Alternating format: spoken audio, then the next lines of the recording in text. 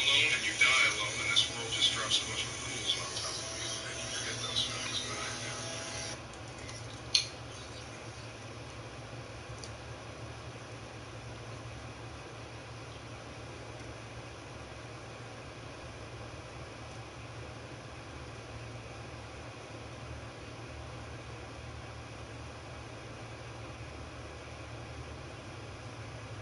You better.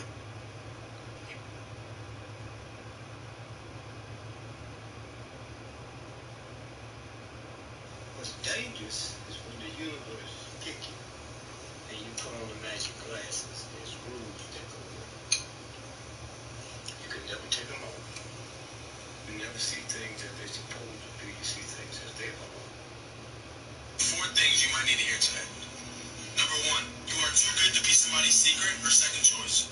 Somebody who truly loves you will prioritize you, and you will feel loved and appreciated. Number 2, love yourself instead of loving the idea of other people.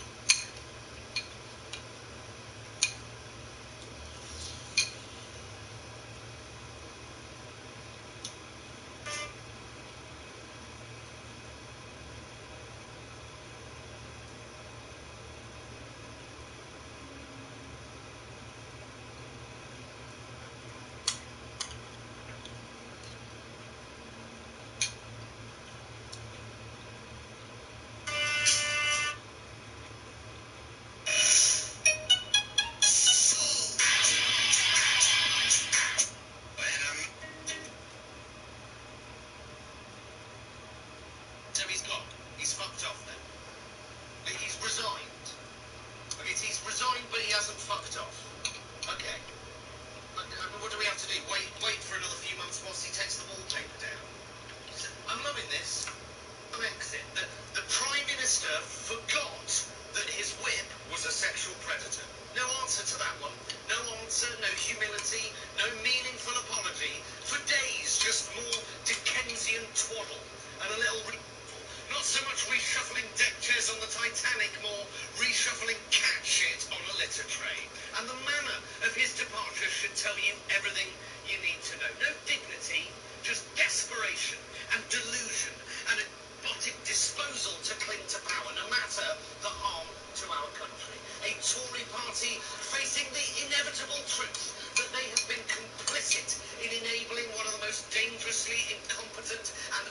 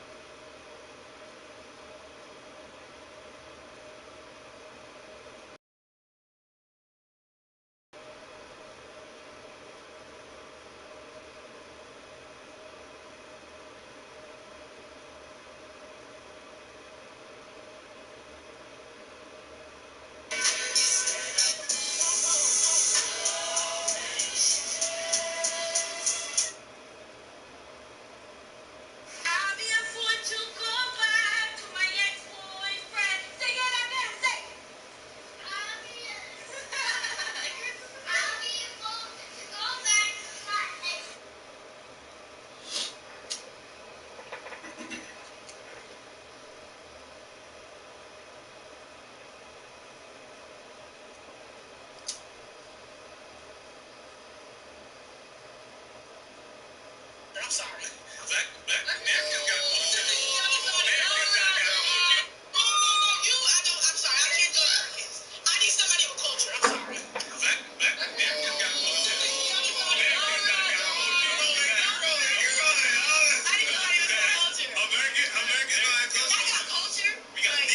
We are the culture. Globally, they know about Black Americans. No, hold on. We're not. Globally, they know about Black Americans. But you don't remember 1804, baby? I was American. We're not going to use the word American. Yeah, Black Americans. That's fine, but listen, 1804, I'm the reason why you have it. That's the part I hate Haitian about was the first free independent country. First black free That independent. ain't got nothing to do with. That don't got nothing to do with America. That's nice. I'm just letting you know the reason why y'all have your independence. Y'all coming over here because of us, because of the whole that Black Americans. You know Haiti is like in debt for a trillion years because You know why? Because the French owe us how much milk? So y'all got your independence. You said the Americans got their independence. What do you mean by that? How you gonna cook me for that? What do you mean Learn by your that? history. Y'all gotta cut that out. We won. I'm not saying that we set the. I'm not gonna go in debt with Are you that. crazy? Yo, what's up, man? I'm told we said it, and then y'all follow. Yo, this chick saying And then that y'all follow. And we set the stage.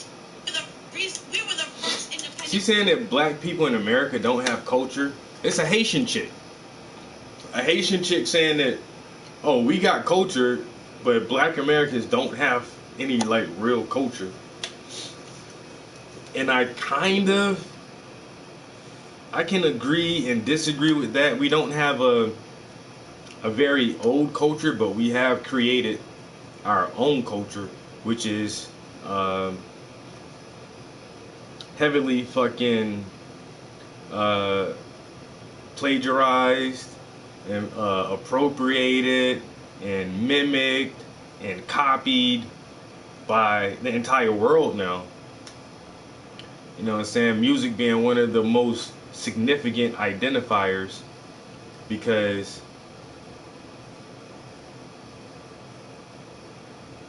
I mean every country loves hip hop now, and that is essentially something that was made by the black culture in America.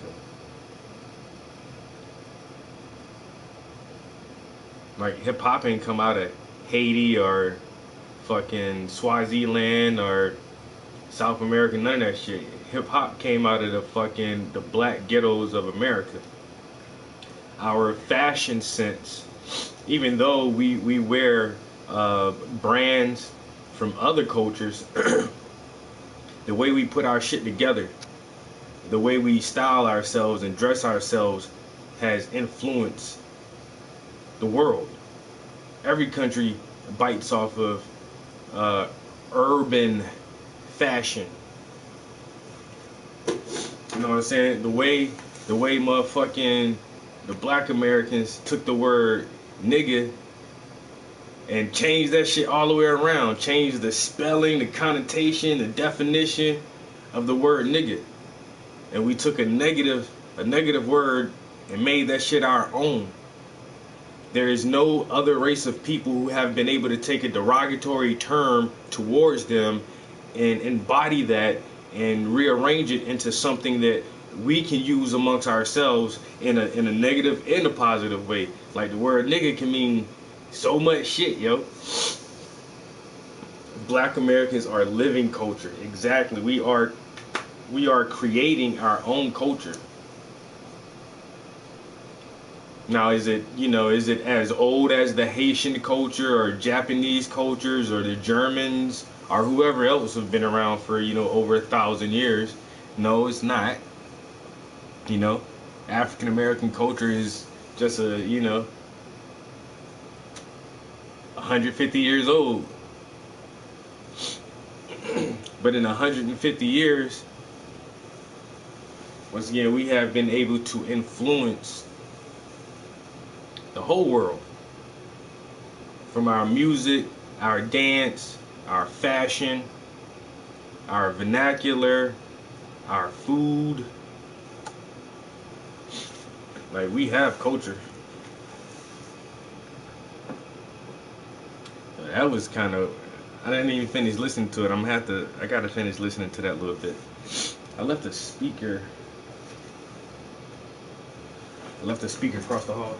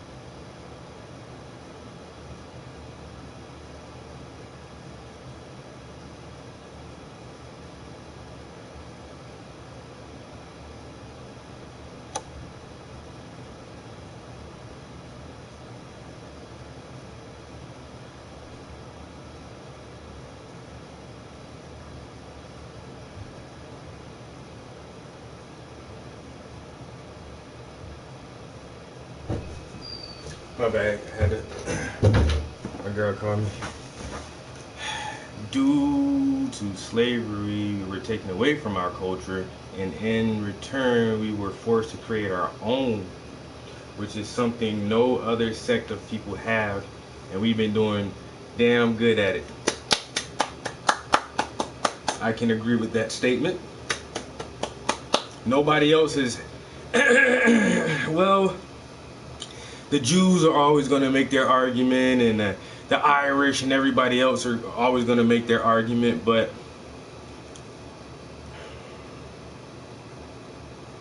it's not the same, yo. The Jews and the Irish still know they're Jewish and Irish. They never lost that connection, no matter how bad things got for them, whatever kind of tribulations they went through, they never lost their true identity. Black man in America, man, honestly, the more I listen to Dane Calloway, I ain't even sure if we from Africa. Man, Dane be dropping some knowledge saying, man, niggas was here. We was already here. We was here before the red man. The red man came in after us. And that's the thing, like, our history is so jumbled and hidden that we don't know what the fuck. We're Africans who were brought here on the slave trade. We still can't trace back what part of Africa we from. Africa is a continent, not a country. We don't know what country we're from. Africa got 52 countries.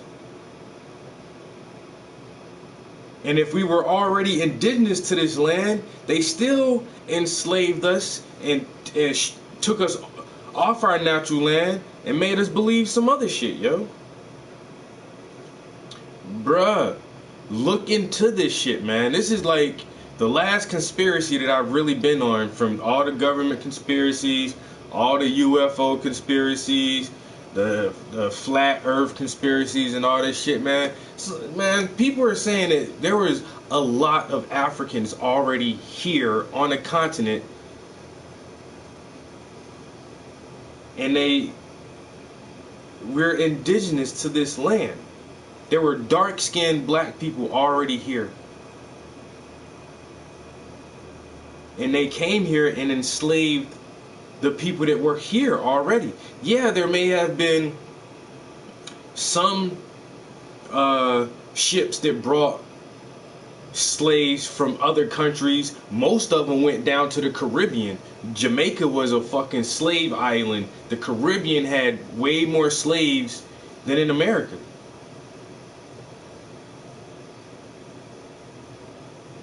And so if some of that slave trade did touch the American shores, they still were getting people who were already here and enslaving them as well. And then they call these people natives or Indians. And then you look at like how they try to portray an Indian, the red man with the long straight hair and the chiseled face. But then you look at old ass pictures like when photography first got started in the 1800s. You can see these motherfuckers was dark, nappy haired people. There was already dark skinned, nappy haired people here. Even before the settlement of this country, Barbara Sizemore talks about Columbus, Christopher Columbus, reading his diary, and before the Europeans and the Italians and all these motherfuckers really ever got a foothold here, in Columbus' diary it says there are we came across villages that look like Mali in Africa. So are we descendants of ancient Africans that were already here, or were we here pre-Pangea? Who fucking knows? You know what I'm saying? But it's the same way that the Aboriginals of Australia, these motherfuckers dark skinned, and their hair isn't kinky like the Africans, but it's real curly. It's thick. They have thick curly hair and real dark skin. How the fuck did they get to Australia? I mean, Australia's a big ass landmass, but it's still an island continent. Motherfuckers had to get there somehow. Thousands of years before any white man set foot on that fucking land, there was already dark-skinned people there. And so that's what the story is starting to come out now. There were already dark-skinned people here on this continent. And say, so we don't know what the fuck to think, man. And now we, like you say, we're the only group of people that got to start over with no true link to our real identity. We just got to make shit up and hope it sticks, you know, and hope it settles well with us, and it expresses how we see ourselves. But damn, saying that black Americans ain't got no culture, and you do because you're Haitian, that's kind of harsh, sister.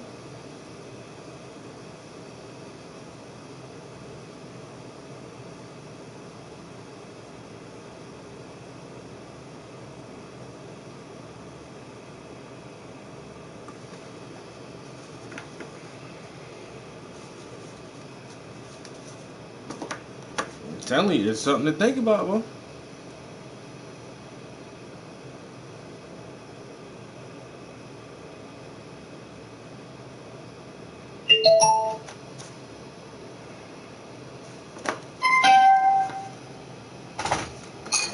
I gotta hear like if she really makes a point real quick though. Do you make a point, a valid argument? And black American. I ain't gonna. No, I'm sorry, I can't do Americans. I need somebody with culture. I'm sorry. Black Americans got. She said, "Oh, you? Oh no, I can't do you. I need somebody with culture." And he was like, "What? I can't fuck with black Americans because y'all ain't got culture." Yo, 420, what up, bro? I'm sorry, I can't do Americans. I need somebody with culture. I'm sorry. Black Americans got culture. Americans got culture. I need somebody with culture. Americans don't have culture. I got culture. We got Like- the culture. We are the culture. Who the We are culture? the culture. That's Globally, they know about Black Americans. No, hold on. We not I ain't believe they know about Black But Americans. you gotta remember 1804, baby. I'm the one that won American. We not gonna use the word American. Yeah, Black Americans. I ain't gonna hold That's you. fine, but the listen, culture. 1804, I'm the reason why you have your I independence. hate. That's the part I hate about Haiti was the British first people, free though. independent country. First black free Okay. independent. That ain't got nothing to do with. That don't got nothing. I'm just letting you know the reason why y'all. Part I hate about Haiti was the British first people, though. free independent country. First black free Okay. independent. That ain't got nothing to do with. That don't got nothing to do with America. That's nice. I'm just letting you know the reason why y'all have your independence. Y'all coming over here because of us, because of the hard work that Black First of Americans all, do. you know Haiti is like in debt for $1 trillion years because You know they've why? been Because the French owe us how much? So y'all got y'all independence been for what? paying. What? Wait, when you say Haiti's the reason the Americans got their independence, what do you mean by that? How you gonna cook me for that? What do you mean Learn by that that? history. Y'all gotta cut that We out. won. African Americans are free? I'm not saying that we set the revolution. The reason we were the first independent free country. Nobody give a fuck about y'all, bro. By Look paying- at Britain. Look at Britain. Are you crazy? No, but by paying Britain what? I'm talking about we set the thing. We the one that set it. 1804 was the first free y'all have- independent Caribbean country. I'm not gonna go in depth with Are you that, but crazy? y'all have. But what that got to do with America? African Americans. We said it, and then y'all followed. Y'all said it for yourselves. Not for We no said Black it, and then y'all Americans. followed. And we set the stage for y'all immigrants to come over here and profit off So of you're America. saying that. And you're mad that we came to. Oh, No, I'm not mad. I'm not mad. I'm telling you what Black culture provided for you and your family. How that provided for me and my Because family? we set the Because you standard. came here. We set the Who standard. came here? I didn't come here. You Your here right family now? My family came here. And you're in And they made their money. They went right back to Haiti. So what's up? So why you ain't go right back to Haiti? Because why would I come back to Haiti? I'm Gucci where I'm at. Where your parents live? They're here. What? And they doing the flow. How's that going On right back to Labor Day. Haiti? That ain't going right back to Haiti. On Labor Day? They ain't been on Labor Day. No. I don't. I'm sorry. I can't do Americans. All right, that shit is.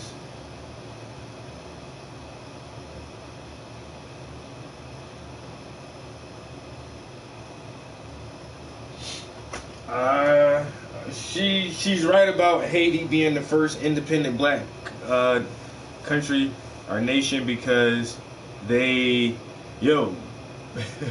because they did fight off the French. Toussaint and all these guys fought off the French, kicked the French off the island and claimed their independence. I get that. But that didn't set a course for the freeing of the slaves in America. Nobody want to be a fucking slave. Nobody wants to be a slave. Slaves was fighting everywhere. It just took American slaves a little bit longer. And then if the whole Civil War didn't pop off like it did, and on top of that, like America was already like industrialized, and there was a lot more immigrants already here in America, and they already set up their whole fucking control structure.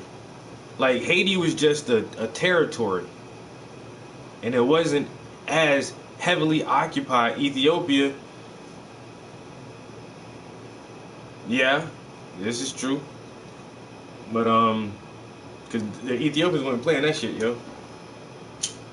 And like I said, a lot of black countries don't play that shit. They just fought hard as shit. But in America, like it was so many motherfucking Europeans and Italians and all these motherfuckers coming over here, like they really did outnumber us.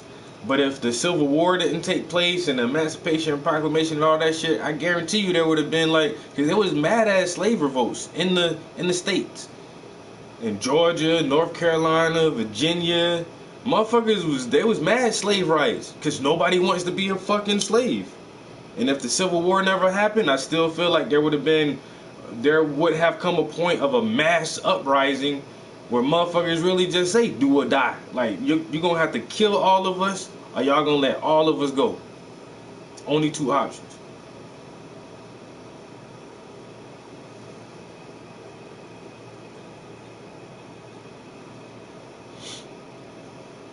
It just never got to that point.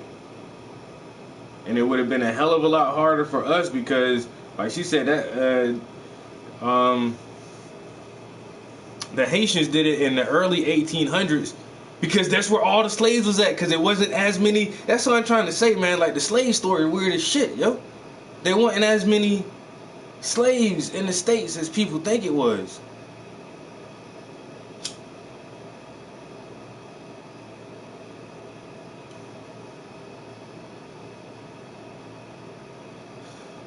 And the slaves that were in the States, I say the majority of them motherfuckers was already here. The African slaves, they put them motherfuckers on the islands on the sugar cane. And they had us down south with the fucking cotton and tobacco. But damn. For her to say,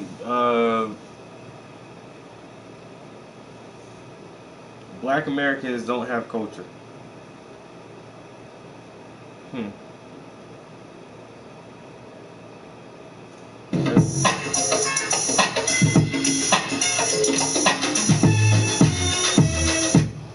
That's pretty rough.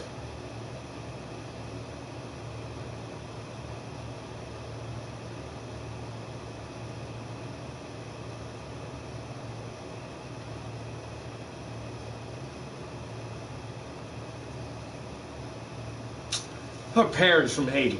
That's what she said at the end. She was like, "Oh, I didn't come here. I didn't come here. My parents came here." So were you born in America or were you born in Haiti? And then she was like, and he was like, where your parents at? Oh, they got their money and went back to Haiti. He was like, they live in Haiti now? She was like, no, they live here now. And she was like, what the fuck? Then why don't you move back to Haiti? She was like, why would I go to Haiti? I'm doing Gucci right where I'm at.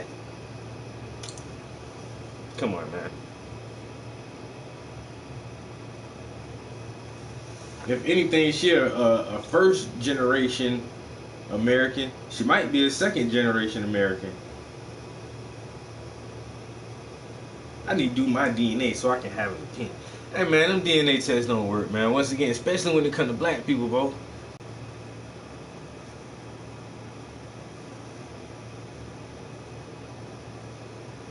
They gonna tell you from a region. You're maybe. That's why white people like. I'm 1.2% African. That's a continent, not a country. It's not a country. Just because I have African in me and I have some Indian.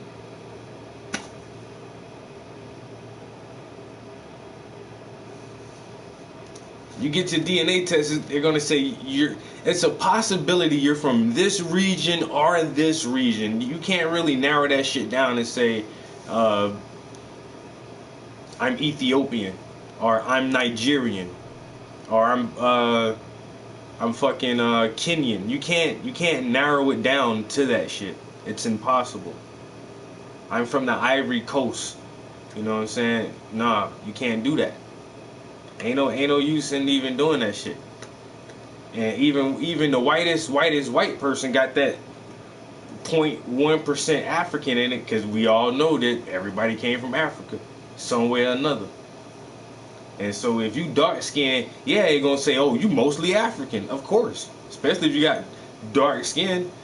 Even the motherfucking all the dark Asians, the Taiwanese and all these motherfuckers, the Arabs. Them motherfuckers got high percentages of African in them. There was this Chinese geneticist, and he tried to prove that the Chinese, or was it Japanese? It was one of them Asian motherfuckers. Anyway, he tried to prove that their racial phenotype was a stand-alone occurrence. Like, we are Chinese and we evolved from this area and nowhere else, and we're a pure race among ourselves. And he couldn't do it because every Chinese person got some fucking African DNA in them. You can't get away from that shit. So if you dark skinned, yeah, they gonna say you know. I'm fucking 90% African with like a little bit of European and some Mongolian or some dumb shit. Who the fuck knows? But cause I know like I'm not very dark skinned. I'm kind of a middle to light brown. Like I said, I see Indian motherfuckers darker than me, yo. And so I already know like my genetics been mixed up through the days. So I ain't gonna be 100% nothing. They very few people who are 100% of anything because of colonization.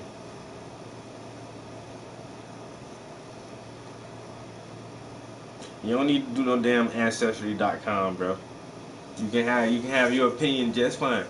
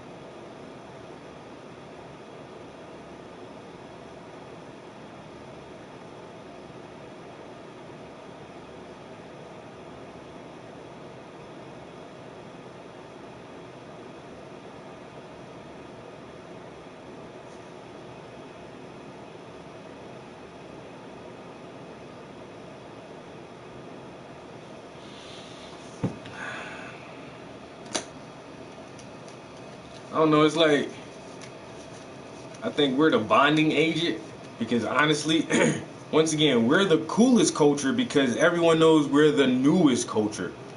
Even the Spanish motherfuckers who come here from Mexico and all that shit, man, like they shit older than ours, and most of their culture has not been interrupted. I mean, they had this, you know, the Mexican American War, Spanish American, whatever, like. But they still know like their origins. So nobody's culture is as new as ours, which is the coolest thing because America is a relatively new country. You know, there's not a lot of countries that have come into existence in the last 200 years. You know, America's not even 300 years old yet, where everyone else has been doing their shit for 1,000 years. You know what I'm saying? France, Germany, motherfucking all the Asian countries, Japan, China, goddamn Korea, like these motherfuckers been on their shit for 1,000 years. Mexico, like the motherfuckers been on their shit 800 years, 800 years. But America's not that 1776. So 17, 18, 19, 2000s, we're like 300 years old. And that shit, so like the newest nation that was built on the back of dark-skinned people, whether it be the fucking Indians or the so-called Africans. And so now we have one of the newest nations with one of the newest cultures. Because we had to generate our own culture, so it's everybody sees us, you know what I'm saying? They don't really respect us, but they love how creative we are and how we were able to build our own culture. We haven't even had 300 years. We have like 150 years to really like hone in on the shit that we're doing now.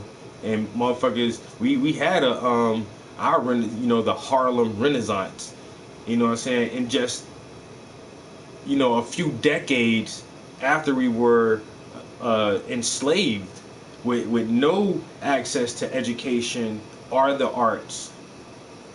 And just a few decades after that period, we're highly educated and we're very creative and we're coming up with our own our visual styles and our own and linguistic styles and our own musical taste. Like, we did so much in such a little bit of time that we're highly visible. No one else has been able to do this. Everyone else has had several hundred years to refine their cultural ideals, and we haven't. But the simple fact that we have done it so rapidly, and the shit just is cool as fuck.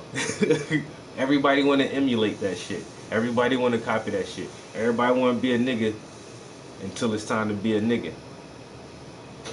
Everybody hate black people but love black culture. You know what I'm saying? So, like, we're just special in that way, yo. We're very unique in that way, and can't nobody else say that they've ever done it like we've done that shit. So I think we have one of the best cultures, one of the fresh cultures, and the best cultures. Cause ain't nobody. Oh my fucking god! I didn't even touch it. Push the chair into it.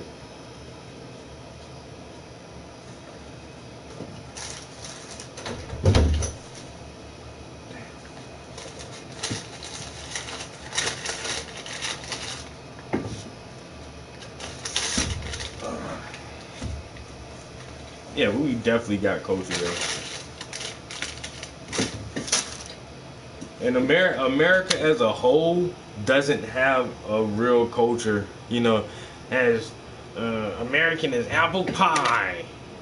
That bullshit. Most people in America, this is a Western country, a Western Christian country, which means white, and most white people are not all the same thing, because they're Irish, they're German, they're English and British and fucking Italian, but when they come here, they're all lumped into white. But white people don't have a white culture. They have their Irish culture and their fucking Italian culture and all their other, whatever country or nation they're from, they still hold those values dearly. Like one of my homeboys, he looks white, but his family's from Greece. He's Greek, and so they eat Greek food. And I'm gonna have a show at this restaurant. This lady, I can't think of her name right now, but I forgot exactly what country she's from. But her restaurant is called the Eden Garden, Flavors of the Mediterranean. And so she's from one of those countries around the Mediterranean Sea, Persia, some shit like that. But if you see her walking down the street, you'd be like, oh, that's a white lady. But when you go to her restaurant, she makes food from her culture. There isn't like, there's no real American culture if they want to say, oh, apple pies and baseball. But what is that? Their culture is way more than just that. It's the way you structure your family, the way you how you believe in a God, and the way you worship a God, the way you build your communities and operate within your communities, the way you dress, the way you speak. Like, culture embodies a whole lot more, yo. Culture is like your outlook on the world. But so I don't think that there's like one overall American culture. So America really doesn't have a culture. And like I say, if anything, black culture is the most American culture because it was created here in America. It's the foundation of our culture. Because we gotta work with what the fuck we got.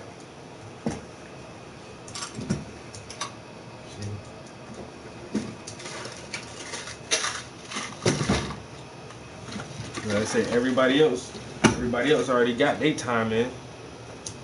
So they can come here and be 2-3 generations in and still know my family from Germany. You know what I'm saying? And still know, My family's from we're Greek, you know what I'm saying? And then they have the Greek fest, and all the Greek people come out and celebrate that shit.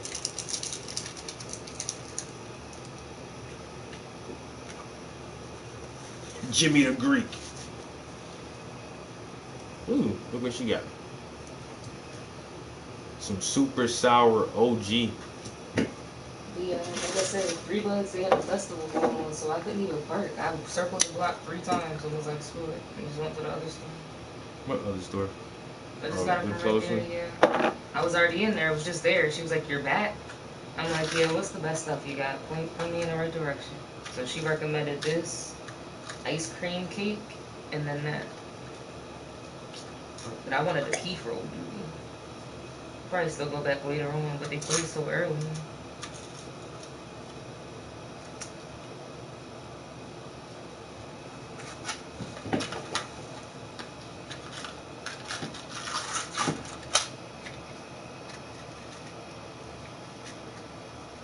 Nope, those ain't the same size. I don't like when we don't have papers on every floor. Papers and tips on every floor, so I ain't gotta walk up and down the steps, grinders and lighter shit.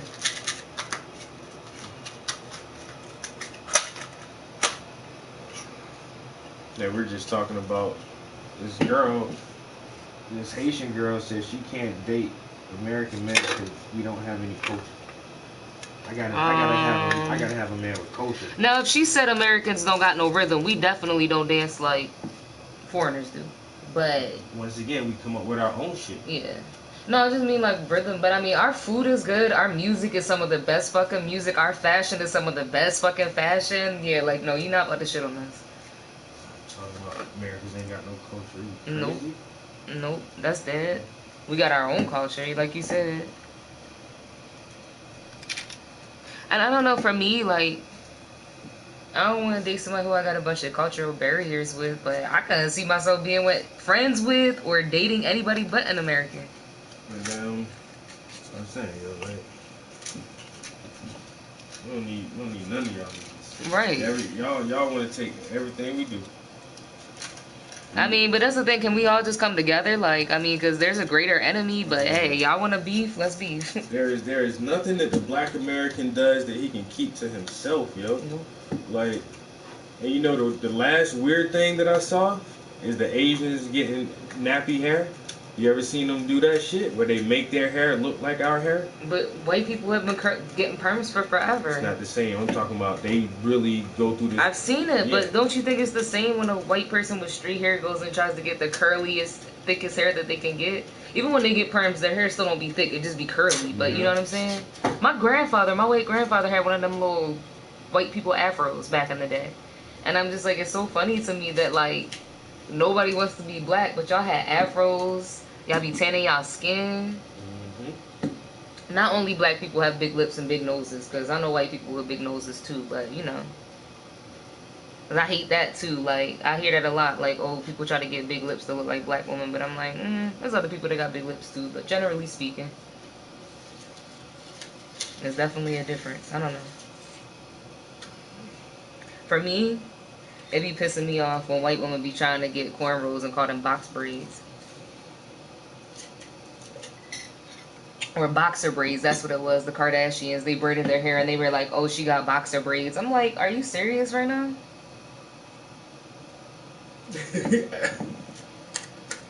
I know that's right.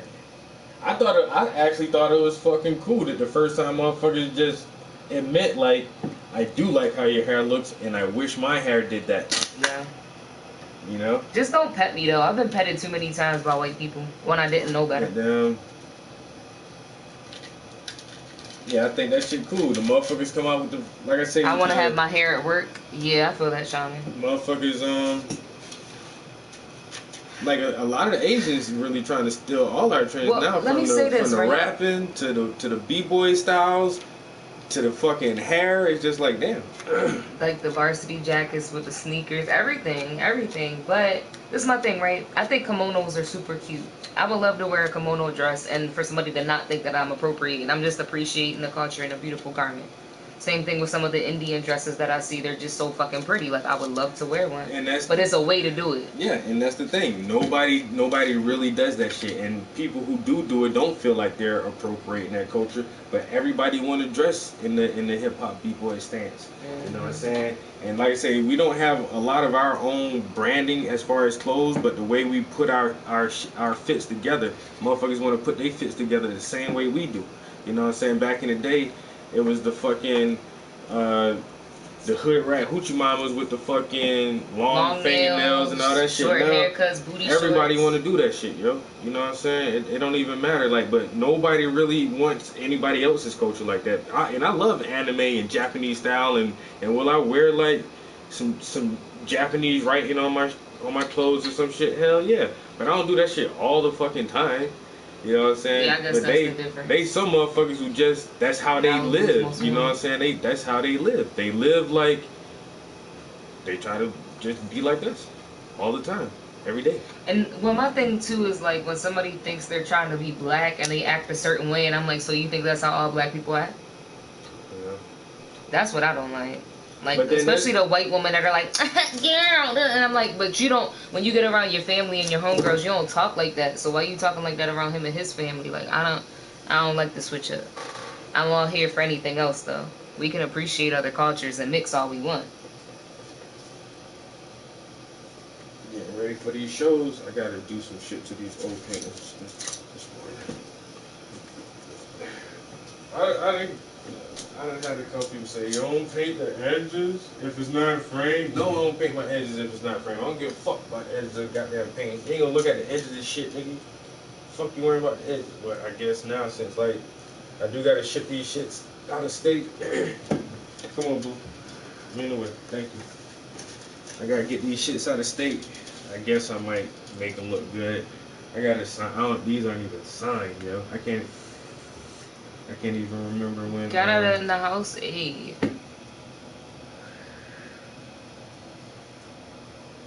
Nice. I can't even. Facts, Shaman. I mean, we could all just get along. We can all just get along and just share.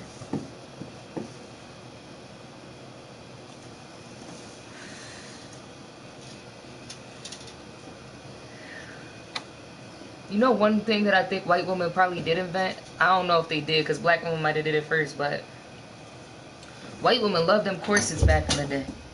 They used to wear them shit so they would pass out. They might have stole that from us too, but I'm not gonna lie, I like me some corsets and some Victorian outfits.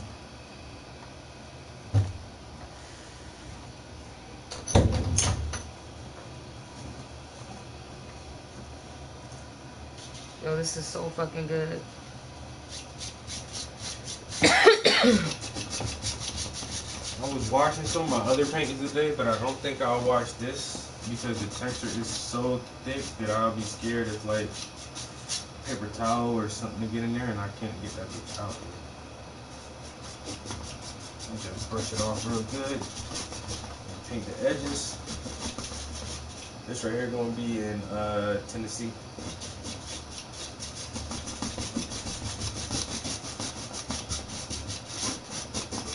And I know they send my shit way earlier now because they're like, oh, we gotta be here by August 9th.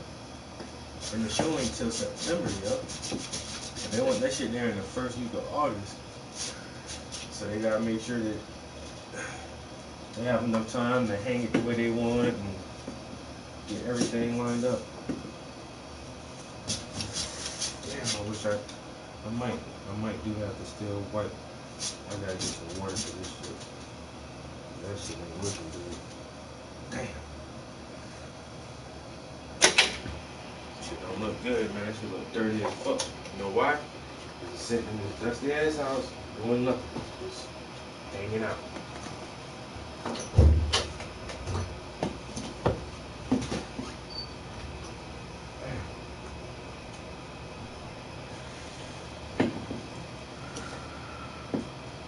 Damn, this shit good as fuck. I really can't lie. I think this is the same thing we had though when we were out of town. Ain't this the same brand? Catskill?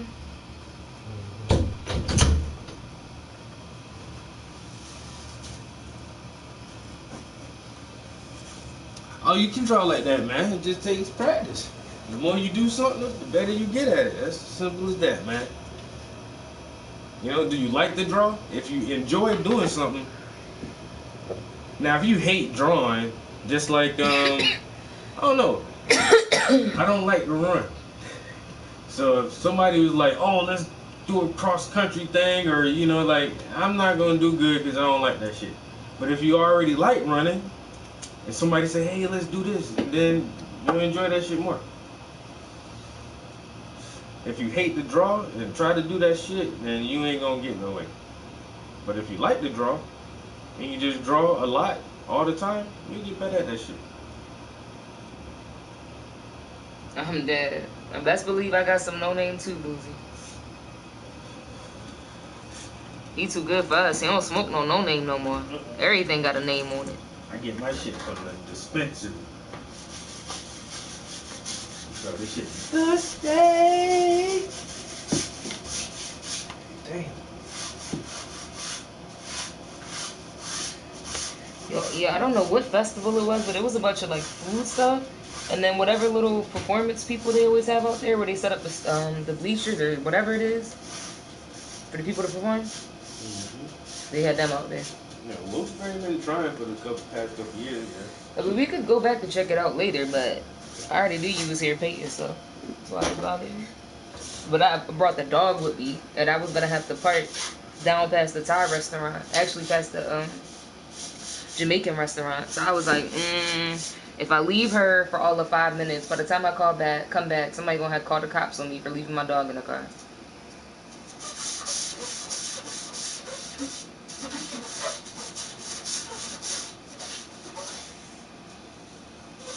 I remember the first time I asked somebody, like, yo, how do you clean a paint?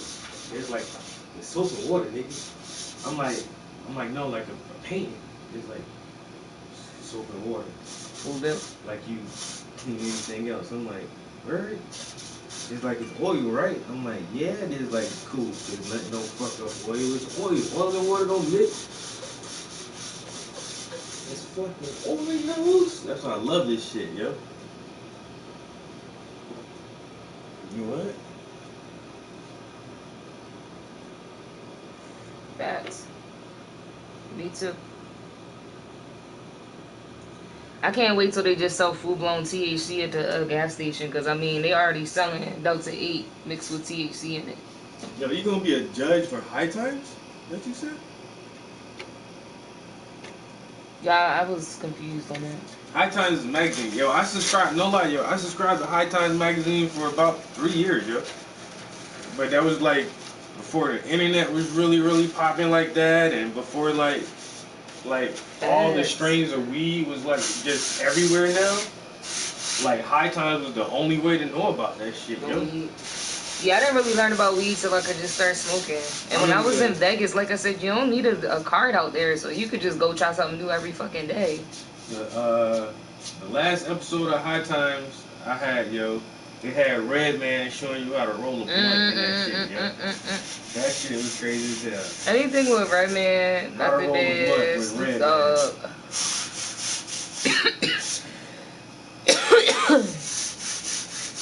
Yo, it's crazy how many people get mad at you for leaving your dog in the car. Exactly. You better leave a note on the window or something, because somebody gonna call the cops. And she already broke away once. They ain't giving her back.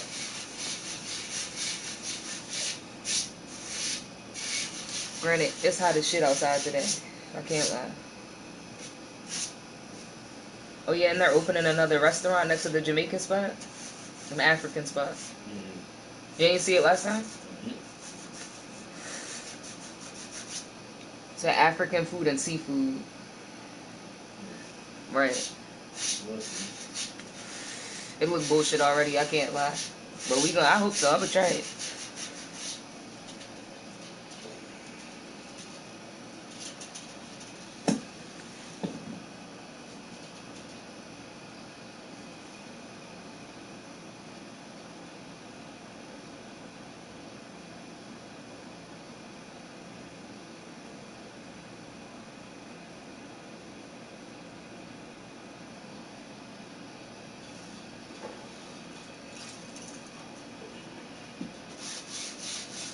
You said we need to come out there because you don't need a card for any place anymore. Where you at, Boozy? You must be in Colorado or some shit. And that's all it was in Cali and Nevada. You didn't need a card for anything, and then out here, you need a card, but you really can't pass with it. Like, I was scared to even take some Delta 8 back with us on the plane because it was legal in one of the states, but one of the states we were flying into, it's illegal. And I'm just like, but some shit that you could buy at a gas station in any state, it's so stupid. You can smoke it in your state, but federally, we gotta figure out how to make some more money off this shit first.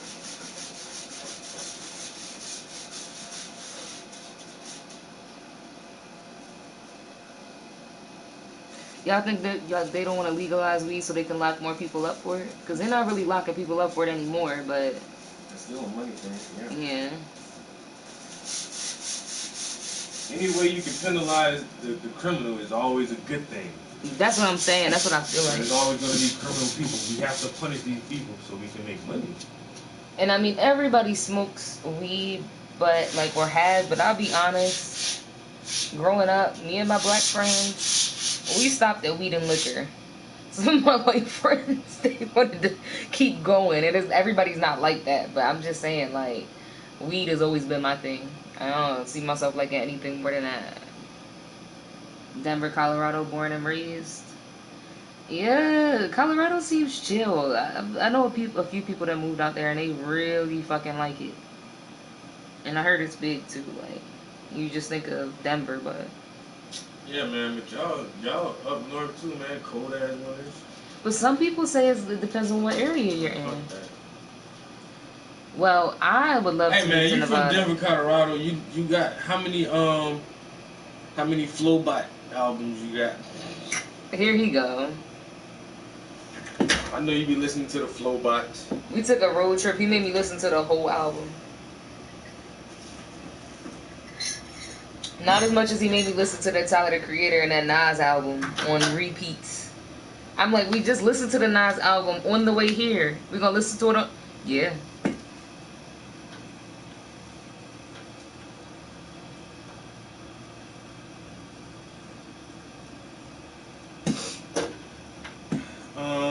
Oh, where's my marker? So I can sign this. Where's my marker? So I can sign this. I thought I had a marker out. Oh, here it goes. I thought I had a marker somewhere. I don't know when this painting is from.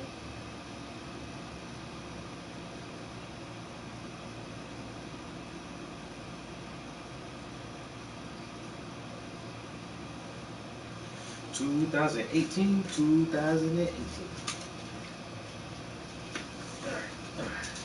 Sign this bad boy first since it's never been officially signed. I only want $7,000 for this shit. That's cheap. So everybody's in Colorado? Shaman said he's in Inglewood.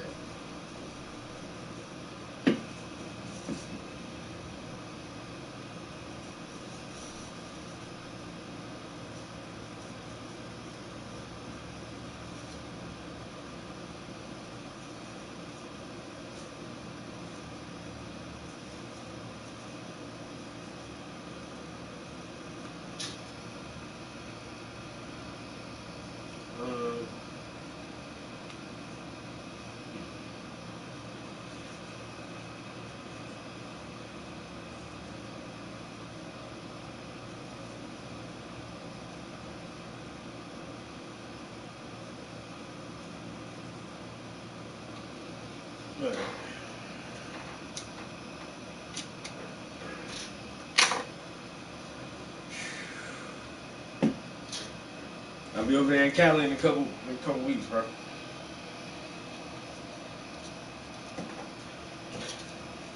Like middle of the state somewhere, in a little teeny ass town. I gotta ask my contact over there what's the closest airport, because when I Googled and everything I looked up, like the closest airport is like an hour away. 56 minutes away. It's like the closest airport that I can pull up on Google. And so maybe they know somewhere like a smaller local airport. It may not come up. I don't know. I don't want to drive like. I would think it would come up. You probably gonna have to like stay in the middle. Even like the last trip, I mean, what was the closest hotel? To the airport? No, from the gallery. Besides the one right there downtown, the closest hotels were like. Yeah, 20 minutes away. Yeah. But it was a big airport. Right, it was close to the airport, but the downtown and the gallery, nah. Yeah, and you had to drive 25 minutes away. But that's not a fucking hour though. Like 20 minutes. Yeah, no, it was 20, what, 30 drive. minutes?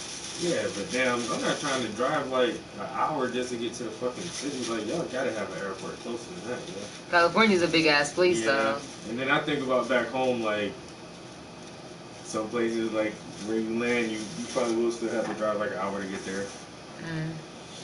So, I don't know. It is what it is. I gotta look up airports around Tennessee, too. I thought you weren't gonna be able to go to both. I'm not gonna be able to make the fucking. I'm not gonna be able to make the show here at the museum. But they said they can have the first Friday opening, and then the next week have a real hard opening with me there and like talking or whatever. Cause I already told them like. Cause first it was supposed to be in July.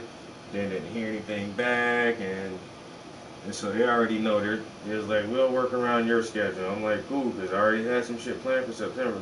I already let them know that shit. He's like, well, we can do September. I'm like, see, there y'all go. There y'all go with that shit. But the one in California, the one in Tennessee is September the 1st, if I'm not mistaken. The one in California is September the 17th. And so I would just have to do something that first week of September, the second and the third week of September.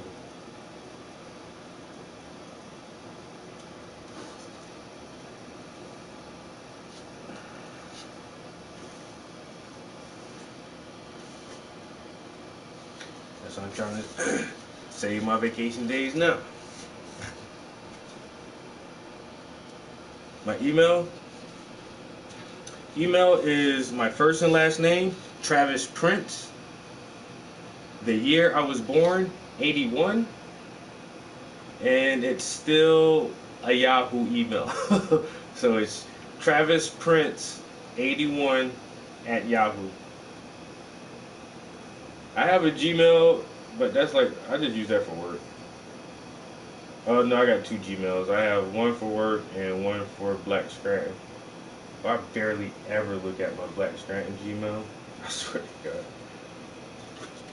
And like I said, and that's the only reason I got those, because they made me have those. I wouldn't have had emails any other way. I just had my fucking. I needed the rest on there for a second. I just had my my Yahoo email this whole time and just never needed nothing else.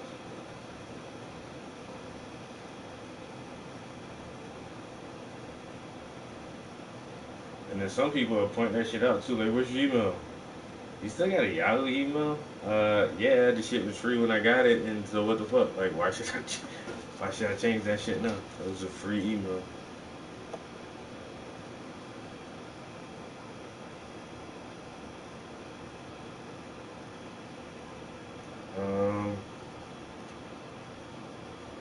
I had some scissors out too.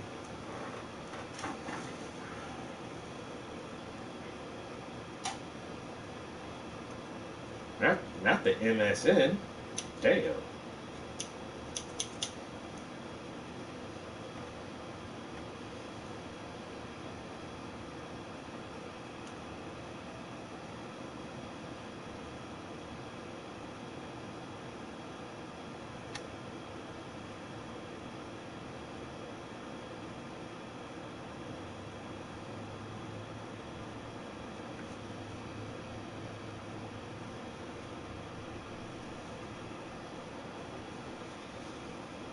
It's some thin ass fucking paint, man. I gotta go over the edges of this shit like 3 fucking times and filling in all the way.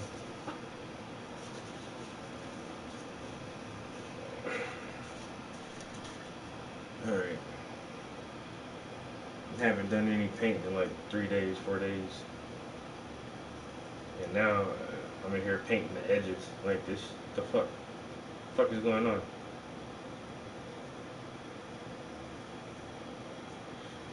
I need to get some more shit done.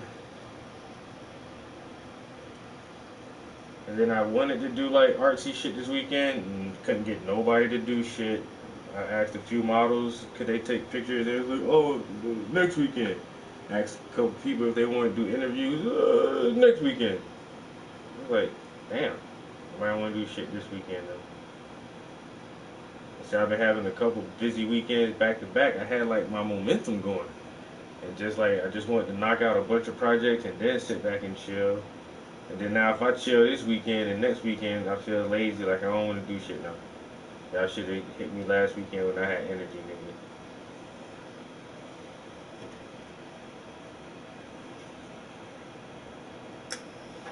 I did do paint and sip yesterday. I forgot all about that. Just that fast. I did a paint and sip yesterday with it's another local non-profit, and yo, my contact is telling me they pay people to take a part in their programs. You get a stipend for how you get a stipend for doing summer projects, and I think they said it was like they're going to have 9 weeks, like, and I think it's like just one activity or something each week for 9 weeks, and they give you $180 just to participate. I was like, what the fuck? Where was this shit at when I was a kid, yo? Pay y'all little motherfuckers to stay out of trouble.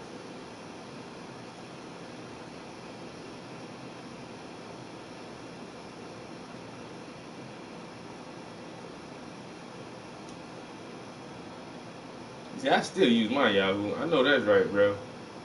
And it ain't broke, don't fix it, nigga. That shit ain't broke. That shit work. Just the same way it did the first day I set up my Yahoo account. Why the fuck? Why should I need anything else? And like I said, when I got the job I have now, you gotta have a work email, cause I work in the office. And goddamn motherfuckers, here's your work email, a Gmail. I'm like, bitch, I already got an email. Now I gotta check 2 different emails each day. I ain't got time for all this shit, man.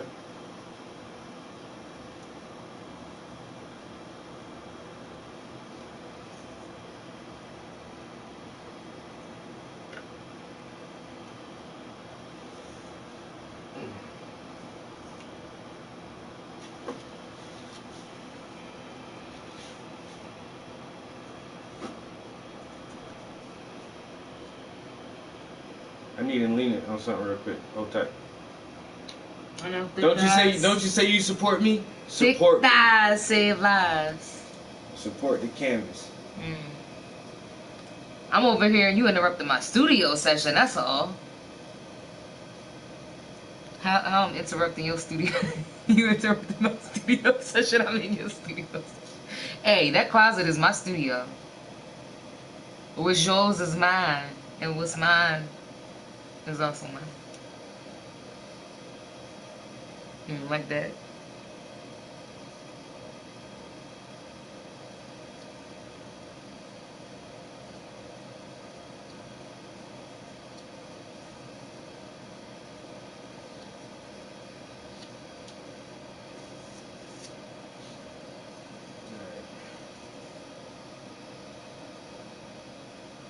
Alright, so that's one time.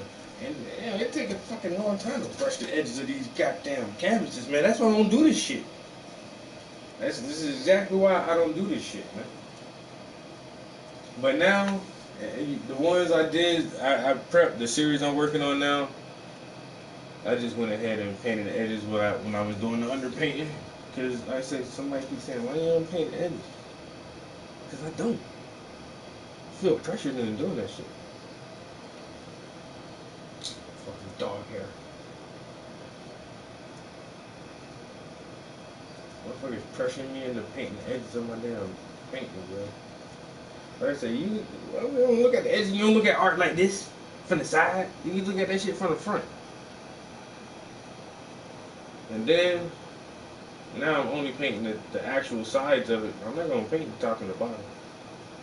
Cause nobody don't be bending down looking at the bottom of the shit or trying to stand on their tippy toes and look at the top of that shit. All you can see is the sides. So I'm just painting the sides of this shit. I honestly feel like I'm wasting time and I could be working on new art instead of sitting here painting the edges of some old art. I really ain't got no name for it yet, bro. I've been like playing around with a couple different things and ain't nothing really sticking yet.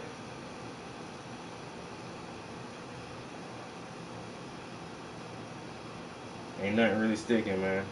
I ain't gonna hold you. I was thinking about something like paradigm shift. Trying to make that shit sound all like philosophical and shit.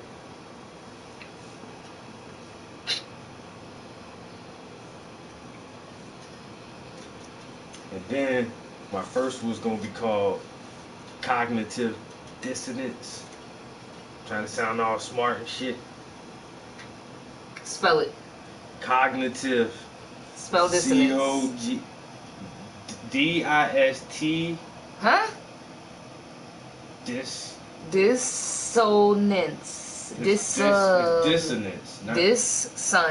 Ants. That's what I said. You said a T. It is a double D-I-S. S. You said D-I-S-T. Y'all heard that. Y'all heard that. D-I-S.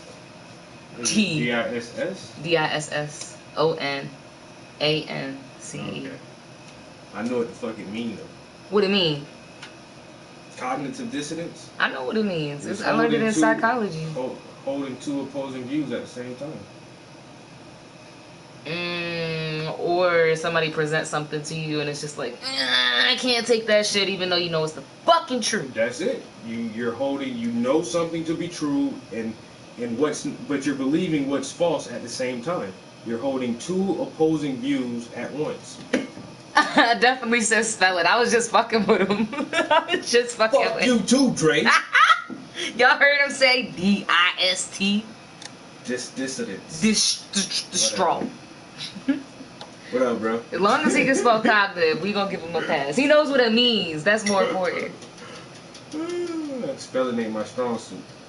But he know big words though. Hey man, cause I read a lot. That don't mean I gotta remember how to spell every damn word I read. So you gonna call it cognitive dissonance? Dissonance. Dissonance. Effordance. I can't set this down. Wait a minute. I just have to do it like this for a second. Y'all know what the fuck I was trying to say. Okay, so paradigm shift Is the name of this series, maybe. and then which one is cognitive dissonance? The first one. So what's the what are the other ones and what's the opposing views? The opposing views because The light and dark? No, he's actually halfway in and halfway out. So you know that something different is happening, but are you really absorbing this shit? Are you really acknowledging that something different is happening? So him halfway in and halfway out is like, yo, I can't believe this, but you should believe it. It's fucking happening right now, but you're still not believing that it's happening. The paradigm shift is starting. The second one is something like I've been trying to find a better word for struggle. But like once you accept what's going on and you can see that this paradigm shift is happening, and it's still a struggle to deal with this information, yo. It's like me really like just trying to deal with religion and shit. Like if you go from being one of the perfect examples is going from being a Christian to being an atheist. Because like you believe one thing, but then when you start studying science a little bit, then it's just like I believe science, but I believe religion. And then the more you learn and educate yourself, it becomes a struggle, but you can no longer ignore the new set of information. And then the third one is acceptance, where you just really accepting that I may have been wrong, and I need to really change how I see the world and how I think about shit. And the last one is awakening or some shit, but I was using awakening for like one of the other pieces, and that's why I said I just been throwing around some ideas and shit. But it's just an emergence piece. You're actually transcending your reality, and you're shifting into a new understanding. You're going into a new space. You're no longer where you were, and it wasn't easy. It's not like you just walk through a door like, that shit is different now. It's like, no, it's a very tight little hole, and you're trying to like make enough room for your whole existence to fit through this shit. Being reborn again. It's a new understanding. It's I don't know. This is the best way I can put it in words. I think this is the best way I can visually represent it. If you can see it, you can see it. If you can't, then ain't no matter how many words I put to that shit, you're still not gonna see it. That's just like the complex ion. It's like it's a seed growing, and that's basically it. And the molecule, the structures of the molecules get more complex as the seed grows. It's a growth piece, and if you can see it, you can see it. And if you can't, then I don't know. No matter how many words I say, go make you see that shit the way I see that shit. I think you explained it well. I understand now. Paradigm shift. And cognitive dissonance. Cognitive dissonance. Don't worry, I'll help you make your cards, please. I got it. She put me on that Grammarly. I'm never wrong now. We still be putting this comment wrong. I'm never wrong. Yo, I love Grammarly. I swear by that shit. Even paying for it is worth it, honestly. Like, when I was in school, shit. Grammarly gonna take that paper from a C to a B. You telling me you need my thigh again? Yeah. Tell me, Boozy. Like, that shit was hard when we was little. Nigga, I got spell check now. Fuck all that shit. Spell check. This like the new kids. I got a calculator. Mm-hmm. But can you do multiplication on paper? You can? I don't need paper. They don't even give us paper in school no more. We got tablets. Scantron. Yo, I used to hate them fucking Scantrons, yo. Y'all had Scantrons? Mm-hmm. Fill in the bubbles. I don't think they have them no more. No. That's crazy. We ain't got filling no bubbles. I mean, me and you have a considerable age gap, but we've experienced, like, basically all of the same things. Because I got the last tail end of it. The digital revolution didn't really happen until, like, right around your birth. You're like, that shit was new for everybody. So even though motherfuckers are older, like, we use the same shit for a long time. And things, the only way that, the main way that things have changed now is shit is more digital. Like, but all of us have to get used to that shit. Yeah, from like age 10 and under, it was like a completely different world. And then by the time I got to a teenager, I was already just like shuffled into this new age of everything digital. Was analog until like the mid 90s. But even in the early 2000s, like, we didn't wake up with an alarm clock on our phone. We had the little boop, boop, boop, and we had a fucking corded, like a cord house phone, the one that hangs on the wall that you have to, like, you can't walk away with it because the cord only stretched but so far. Your minutes wasn't free until after 9 o'clock. Like, I experienced all of that. But then, like I said, by the time I was going into high school, that's when shit really started to change. But I got both. I got both sides of it. I had that big ass computer with the big ass bulky monitor and the big ass box. Shit was definitely different then.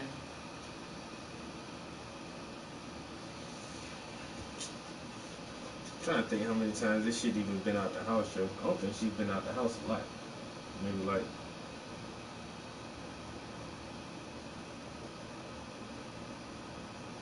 1, 2, 3, like 3 times, yo. Less than 5, I've actually showed this painting. I be feeling bad for like some of my art because they be so good, but then it's like I always want to show my new art. But this is a nice ass painting. But then again, too, like, ever since that shit happened with me at the museum, Like, I don't even like showing shit that I ain't taking a picture of. And I told, like, these are going to Tennessee, and I told the curator of that show, like, even the picture of my homie Glennis, like, I was like, yo, I didn't take that picture. You know? And I expressed it like I've learned my lesson, and I don't paint, I'm not going to paint anything that I didn't take unless it's for a commission. She's like, but they're great. I still want to show them. I'm like, that's fine too, because they are great paintings, and I wouldn't mind people seeing them. But just let y'all know, like, I'm not the photographer of these shits. But then they requested 4 pieces, so I didn't take 2 of them, but I did take 2 of them. So it's gonna be that one, and the 2 that I did take are from my Rita series, which is dope. I'm happy they got 2. They got 2 from the Rita series. And I gotta fill out all kind of paperwork and shit. And it's crazy, like, this is how I know Marywood University on some bullshit. They stepped to me and saying that they wanted a piece of art to put in their cultural, they got a room for black people. We need some art in here. So they wanted to acquire some art from a local black artist. They hit me up. They asked for a image and price list. I sent that shit to them. And they was like, oh, this is out of our budget. But then, this university in Tennessee is going to have artists from, they're going to have like 22 artists from all over the country. A lot of them are from Tennessee, but motherfuckers from Cali and Philly and everywhere, yo, Georgia, and they're gonna pay for the shipping of our art there. You know how much it's gonna cost to ship all of our art there, and when the show is over, to ship all of our art back? They gonna come off a fucking dime for that shit, yo. Like, and you telling me one of our local universities don't got enough bread just to buy one painting? Motherfuckers be having money for that shit, yo. Alright, and if y'all really don't, y'all need to fund your art program better.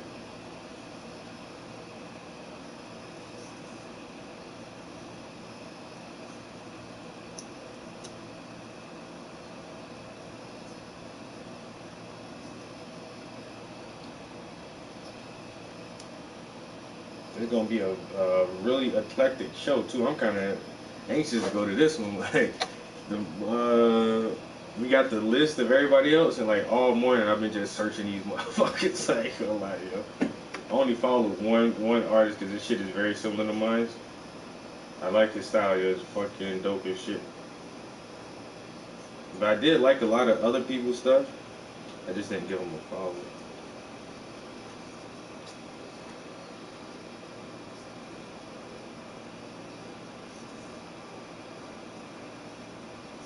Yeah, but I hope like everybody who's on the roster can actually attend in person.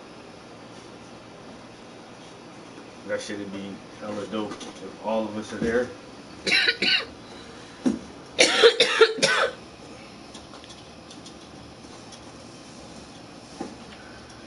And the show in California is going to be a group show too, but they're not telling me like who else is going to be there, or. And then it's weird, like I say, one person is like, we need this, and this, and we want you to show these pieces here. And I'm like, okay, cool. And the other place is like, oh, you can just send whatever you want, send as many pieces as you want. It don't matter. I'm like, how structured is this?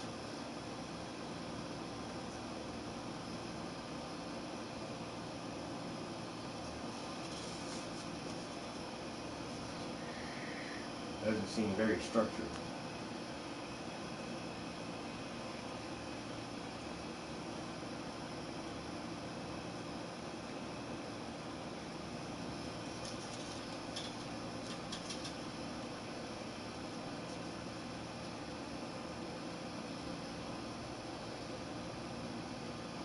You already know, bro.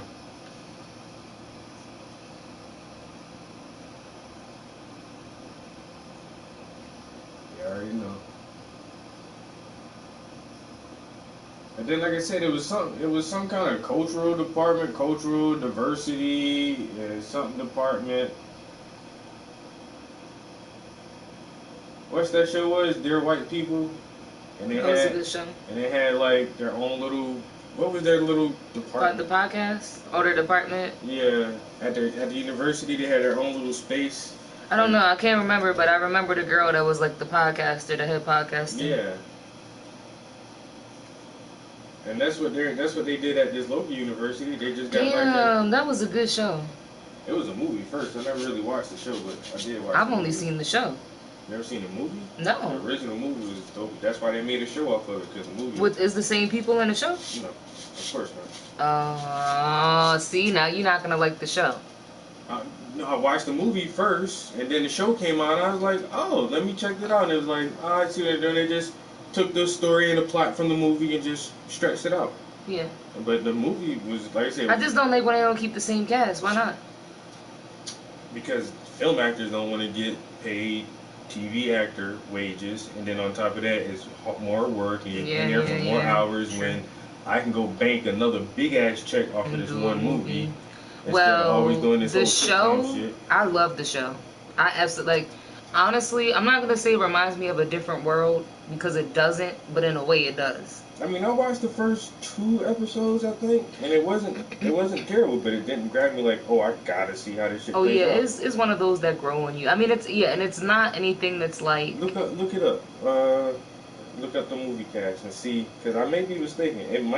I'm pretty sure that the cast was different, yeah. Because the one girl who played the main actor in the movie, like, she's only in movies. I've never seen her playing anything on just like a TV role. But she's done some big That's the thing, movies. it brings up the TV series before the movie. But now, like, Angela Bassett and other people like that are doing, like, TV shows now. Logan Browning is who the main character was on the show. Okay. Look up Dear White People movie. Well, I would think that would have been the first thing to come up, but... No, because I think the show was more popular than the movie, actually. Fuck! Did I just do that? I did.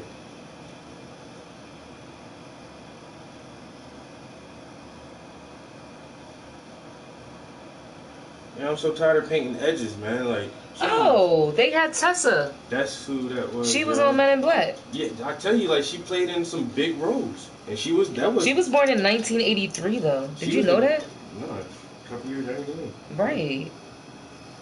Yeah, but she was the main character, and she played the hell out of that role, yo. And that's why I said the movie was so good. I was like, oh, let me check out the show. She appeared in the production of The Tempest and Romeo and Juliet, and the latter of which, so her Romeo and Juliet is what jumped on earned her an NAACP Theater Award nomination. She began her professional acting career with the Los Angeles Women's Shakespeare Company while studying at Santa Monica College. I'll tell you what, you want to act, you better go to Cali or New York. So she's like a trained actor. Mm-hmm. Not just and she looks so fucking young. I did not know she was born in fucking 83, yo. I thought she was like close to my age. And who her dad was in there, and like boyfriend, like it was a good cast of people, yo. And I don't normally like movies like that, but I did watch it. I think I watched that shit twice. The fact that she can play like a 20-something-year-old and she's pushing 40. Well, that movie, look when it came out too, though. It's not new. When we watched Men in Black, that was only what? That came out less than 10 years ago. Yeah, so she was 10 years younger too. No, it's less than 10 years ago. She was in her 30s. And playing somebody only 10 years younger. Still.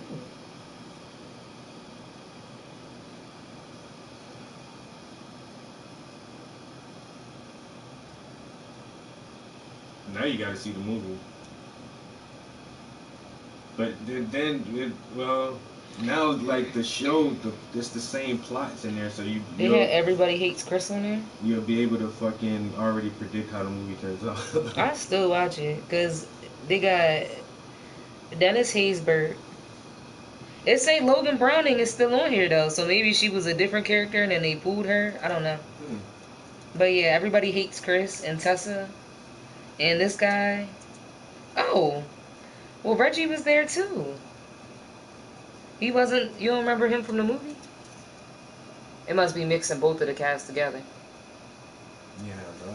Cause him and Logan, they were my two favorite characters from the show. Reggie always had the hot outfits.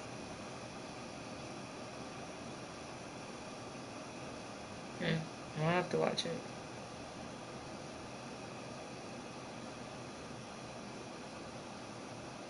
Yeah, I don't know. I don't like when people don't leave shit alone. Like, just leave it be.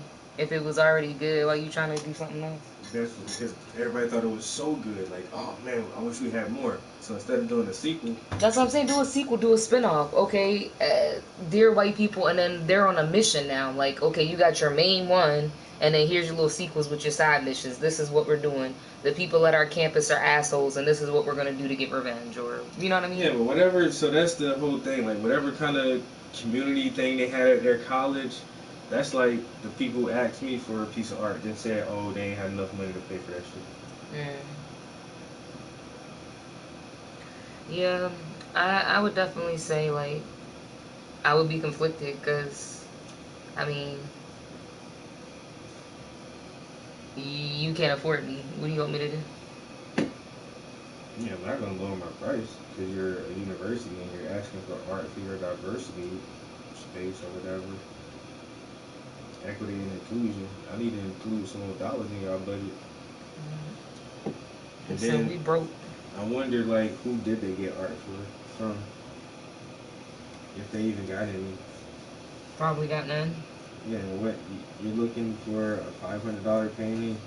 Are you looking for somebody to donate some shit to the university? You better put a mark on a canvas and give them that. I'm telling you. I think Black excellence. The homie Danny Laffy, he got some of his stuff at Scranton University.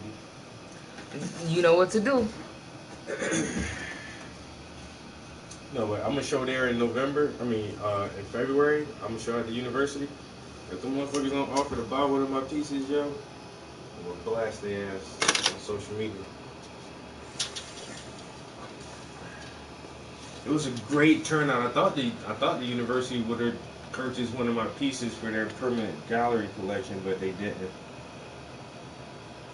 I'm a little salty about that.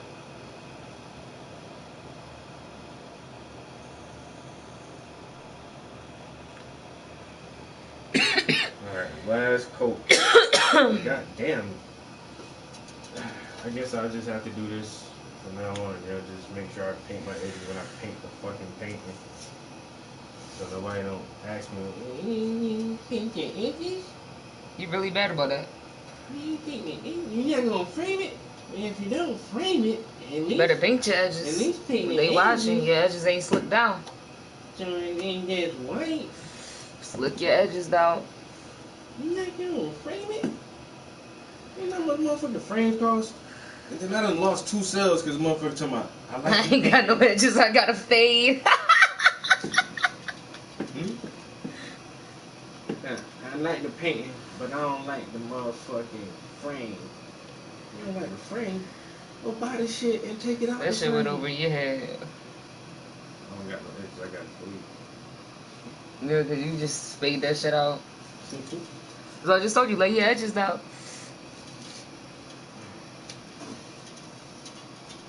Alright. I'm so tired of this right now. See, this is when you need an assistant, yo. Now I wish I would have one little pupil. Somebody did ask me for painting lessons. Some white girl. I would have gave her a lesson too. I hit her with that price.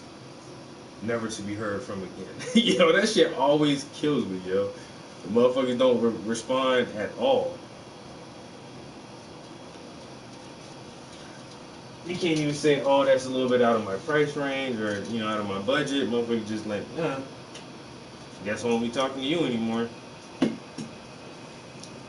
Motherfuckers don't even try to hassle a deal or nothing.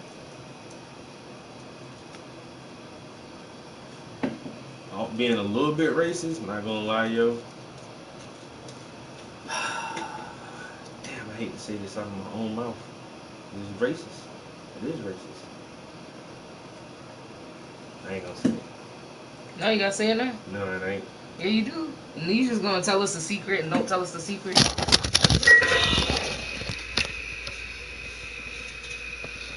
Jesus. Get paid with me.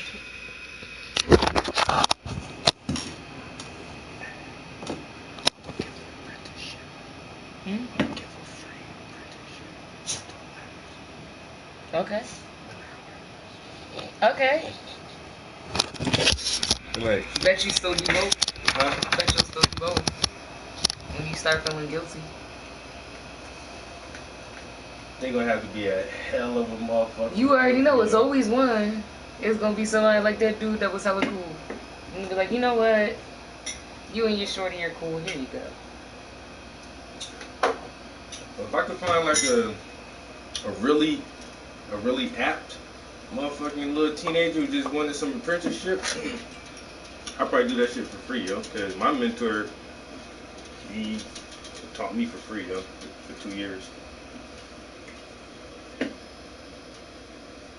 Taught me for free for 2 years, yo. So if I had the right pupil, I would definitely take him under my wing, yo. Motherfucker gonna have to be my assistant too, cause you cleaning brushes and palettes and painting edges of paintings. That's how you learn, little nigga. If you wanna learn from the best, you gotta do the shit that the best do. I remember when I used to have to scrape my own palette, but now I got you to scrape my palette for me. See, that's progress. And one day you'll have somebody scraping your palettes, and you can teach them how to be a humble artist. You ain't never scraped a motherfucking palette, man. You can't say you start from the bottom. You scrape palettes? Hell no. I ain't start from the bottom. I started midway, mid-tier. You know what I'm saying? Started mid-tier. Never scraped nobody else's palette. When I met Tim Nakamura for the first time and went to his studio at the Redbird Gallery, yo, he had this little hot chick. This motherfucker was like, yo, he was painting. Yo, he was like, put some white paint right there. Yo, that's all she was doing, yo. She was just standing beside him, like, putting paint on his palette. I was like, damn, I gotta get like this one day, man. Have me a little assistant. I don't even gotta open my paints or nothing, nigga. Hey, put some brown right there. I see that shit with my own eyes, yo. I swear I seen that shit with my own eyes. This motherfucker had somebody putting his paint on his palette for him. I'm like, alright, that's the artist, that's that real artist shit.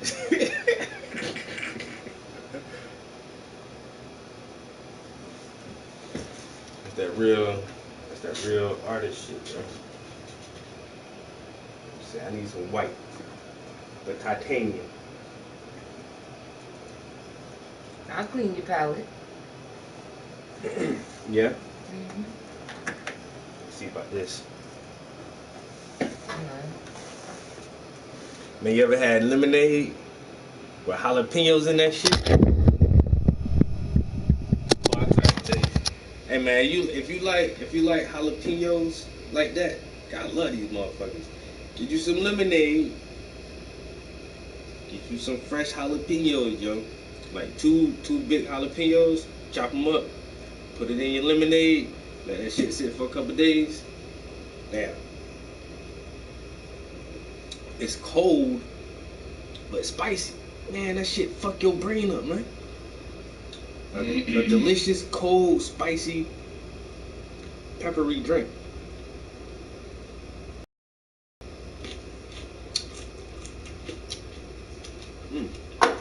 And then you get a little snack with that shit. I know it sounds weird, but you know what sounds weird to me? My aunts and uncles used to tell me when they was little, they would get a Coca-Cola, and pour peanuts in it. And say the peanuts would make the soda salty, which was good. And then after the soda gone, you can have the peanuts and like eat the peanuts out the soda bottle. I ain't never tried that shit. Not even once. But a lot of people used to say that shit, yo, put peanuts in your Coca-Cola.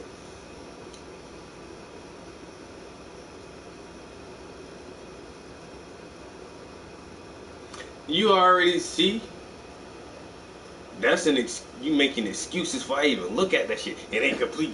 It ain't complete yet. I'm about to see you some shit, but don't judge it, man, cause it's not done. I ain't finished yet. I got you. Hey, man. Just to let you know. I be feeling too. People be looking at my underpaintings, looking at some shit like, why that look like, man, it ain't done yet. Damn. I just getting started good. That's why I'm be letting y'all see shit.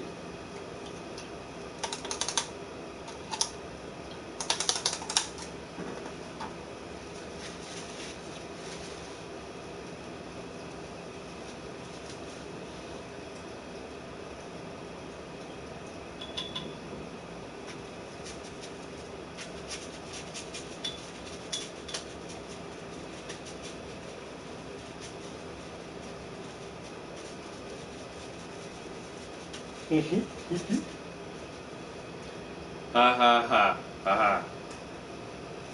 This nigga got jokes, man.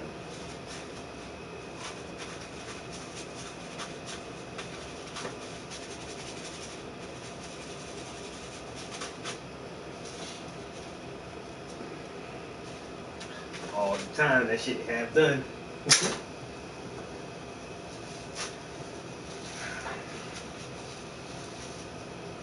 That's what I say, man. It don't matter. As long as you do finish it, though.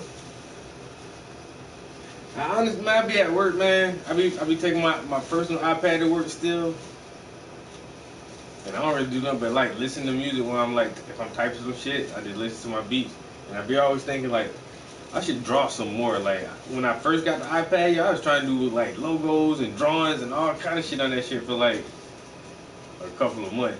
Now I don't even really. I don't use it for fun like that at all, really. I think it's another tool.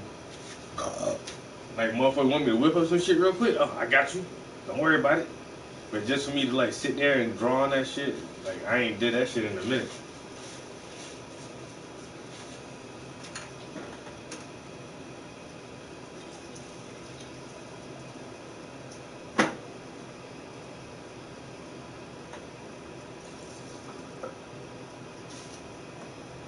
Alright, so they want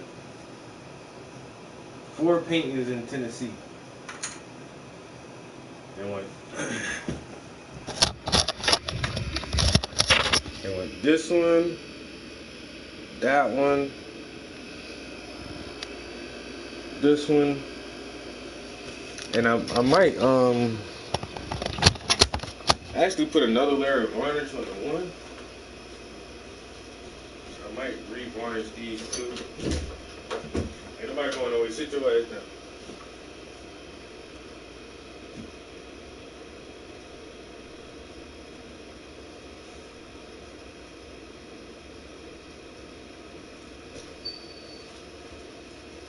And then with this one. So I already got the edges already done on here. Got the edges done on those two. I really feel like the Huey P. Newton one hanging on the wall. Like I could touch that shit up because it got a lot of scratches on it and shit. That shit old as fuck, but I might not even do that. But you can see the shine, bro. I just put a new layer of varnish on here this morning. It's shining. So I was thinking about doing this to all of them, just to freshen them up and get the colors back vibrant. But then I feel lazy as shit. I ain't gonna lie, man. I feel like, why should I do that?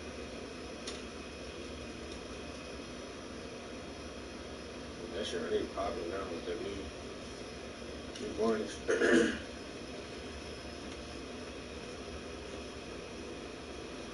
But yeah, this is gonna be my Tennessee show. And I gotta get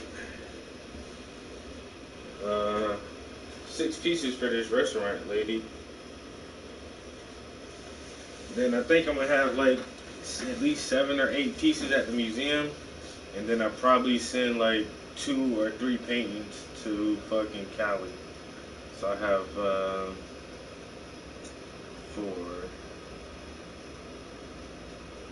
12. I had like 18 or 19 paintings out the house. It isn't that bad.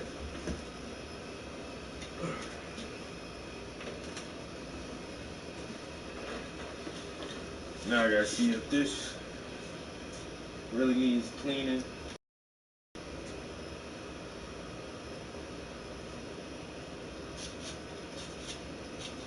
This one isn't that old, but still it's not signed, and I don't remember if I did this last year or the year before last.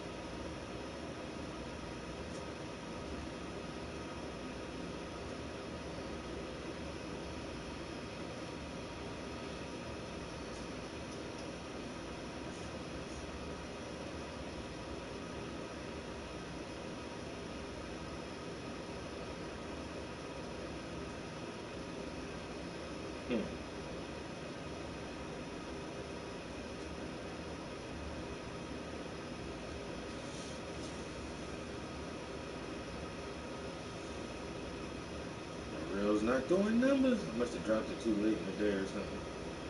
Damn.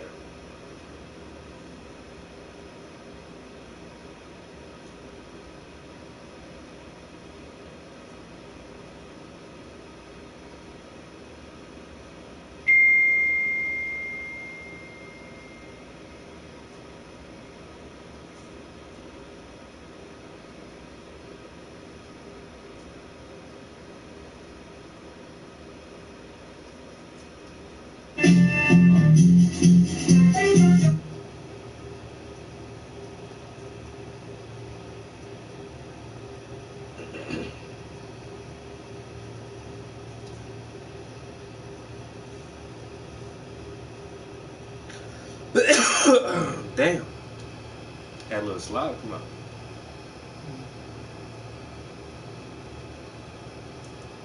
Babe, you wanna laugh at this email with me? I'm fucking with you, bro. Oh, I didn't know why you said it. I was zoned out.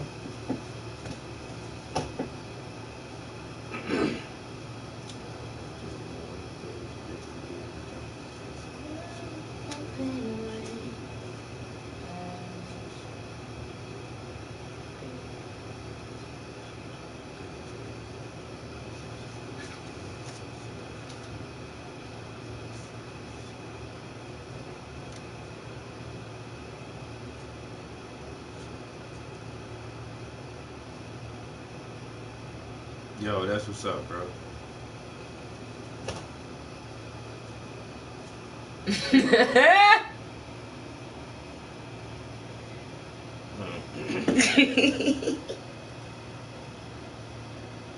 He said, "Oh, Bro. Okay.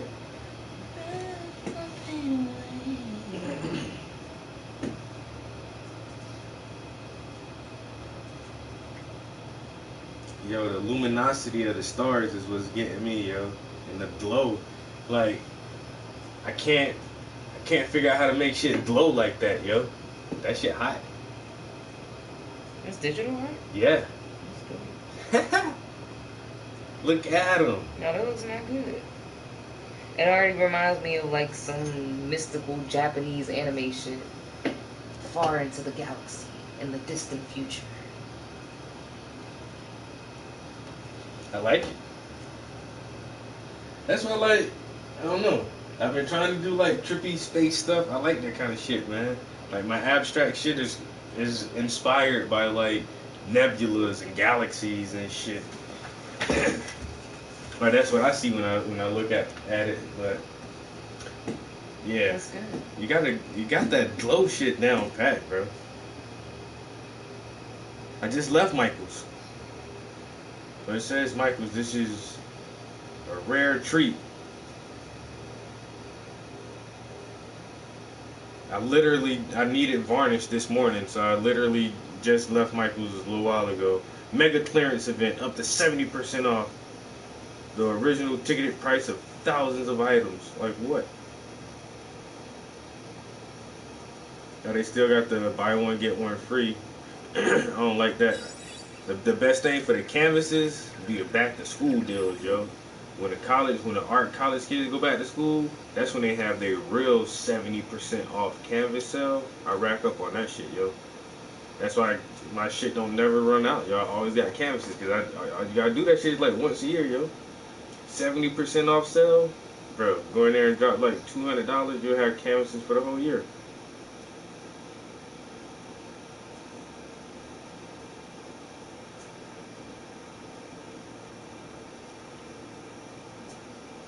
The chalk tool? See, now you're gonna have me on my iPad today.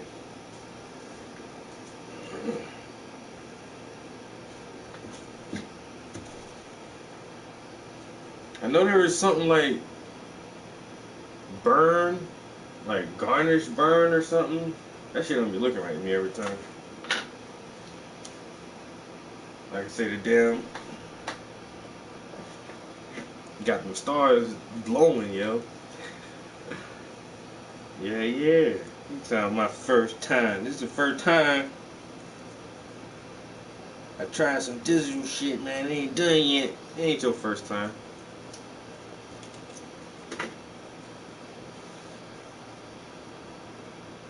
What do I do with that brush? Damn. Alright, man. Paint the edges on one more painting.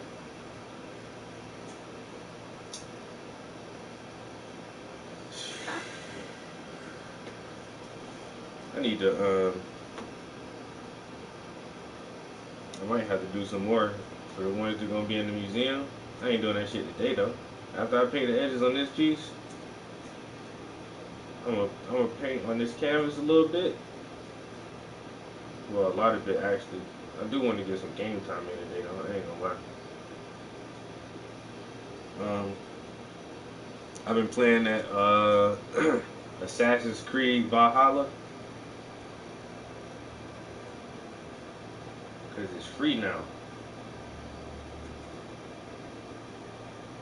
Oh my god, am I gonna have to tape this shit? I may have to tape this because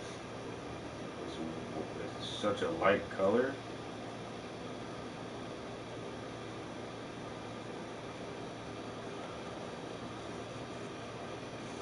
Like that. God damn, this nigga stay fucking some shit up now.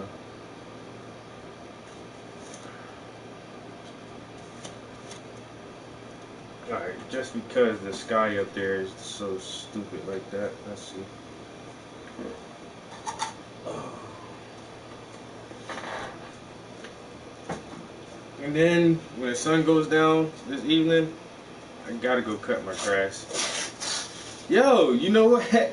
I told y'all I was in this weird conversation with the city about my property line. Well, honestly, I want it up here.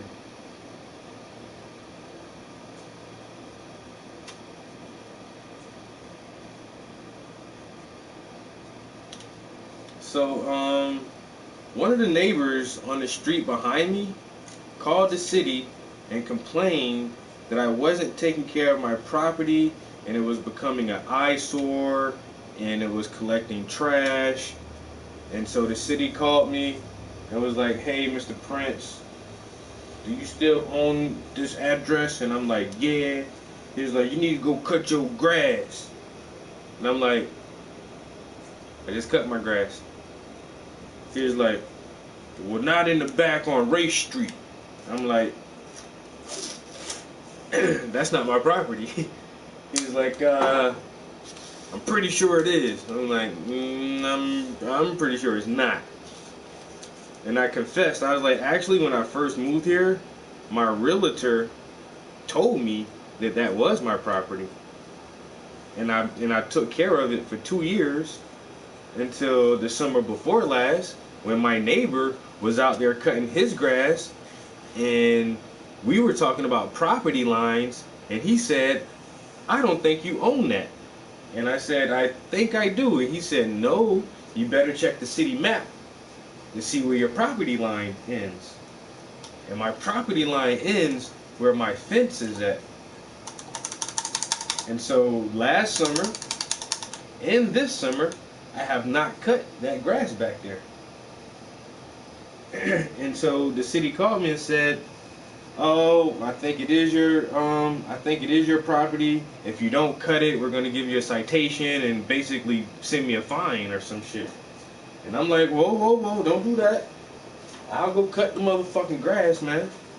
So I went back there, and bro, that shit was waist high. I had to weed eat that shit down for like 30-40 minutes before I can get it low enough to fucking chop that shit with my mower. Yo, it was bad. And there was like hella fucking trash and diapers and food containers and liquor bottles and beer cans, all kind of shit was out there. And so the city called me back like a couple days later and was like, you know what, Mr. Prince? That little parcel of land actually does belong to the city. I was like, yeah, because I already checked the fucking map, like I told you. And he was like, well, if you ever need us to come tend to it or whatever, you know, just call the city and we'll have to come out there and cut everything down. And I'm like, all right. Then I was like, you know what? Let me see how much this motherfucking piece of land costs. It's just a little piece of, like, it's hardly anything. And so I was like, so I called the city, and I was like, man, can I buy this little piece of land from y'all? And they was like, oh, we gotta get it assessed first and all of this shit. And so they called me back like a week later. No, they sent me an email a week later saying that, no, the lady did call. And I told her to put that information in the email. But they called me and said, oh, Mr. Prince, we did assess that property back there, and the city values it at $500. That's how small the land is.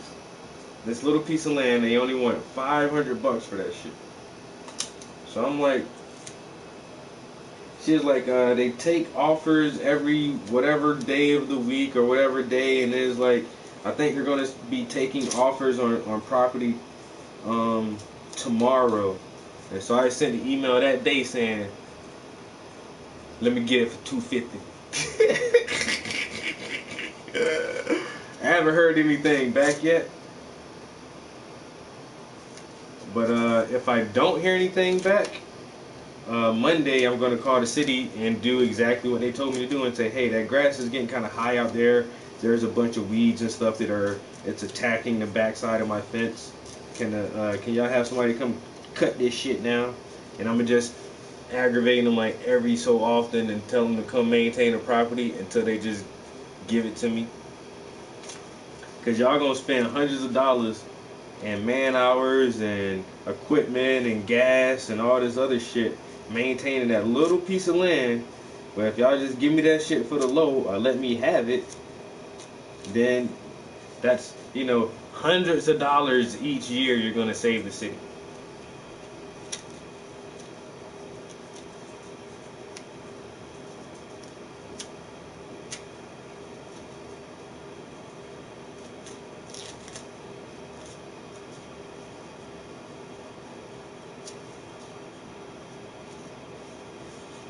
So we'll see. I'll play the waiting game for a minute.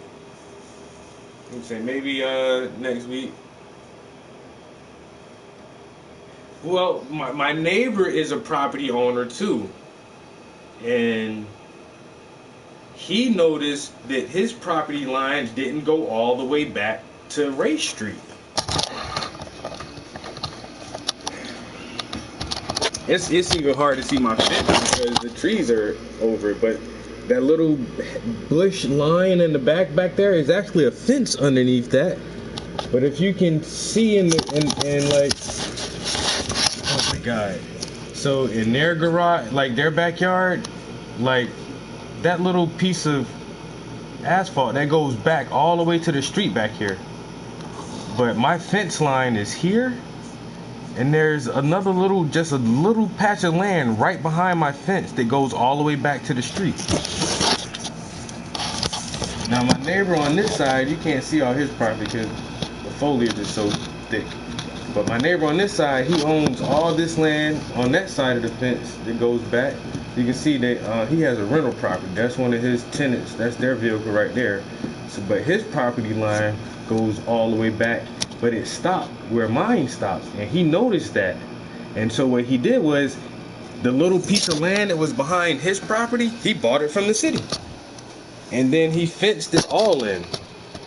And he don't even have nothing on that part of the land back there. It's just open land.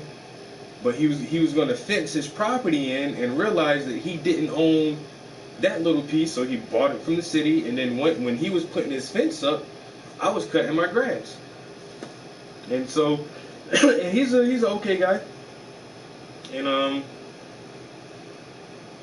I just started chatting. I was like, I wonder what the hell all that damn banging and shit was early in the morning. He was like, oh yeah, I'm trying to put the fence in. Then he just asked, he was like, do you own this piece of land? And I was like, I think so.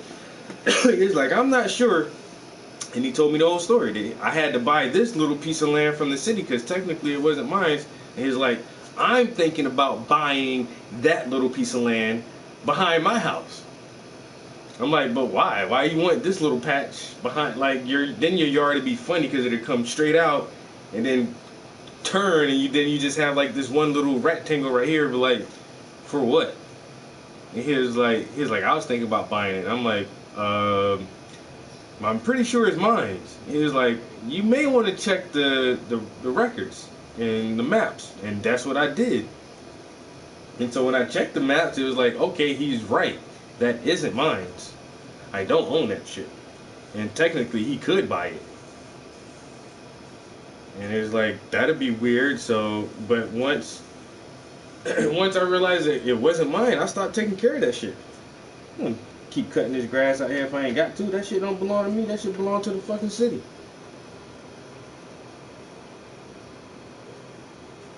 Now they trying to get me in trouble. Like I say, they need to give me that shit as a donation of good faith. Let me buy that shit for the low. I ain't gonna give you $500 for that shit. I will if they don't budge. I guess I will have to give them $500 for it. Because one of these summers I am gonna redo that fence, and I'm gonna just make it where my property line, like my neighbor did, just fence my whole property in.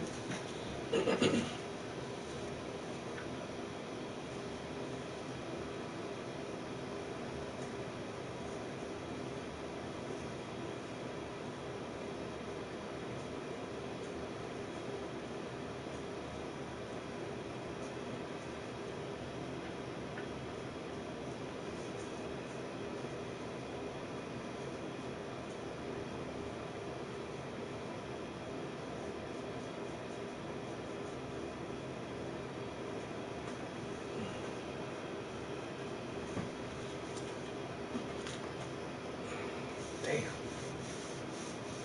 Oh, I didn't sign this one either. Shit, bro. I've been slipping.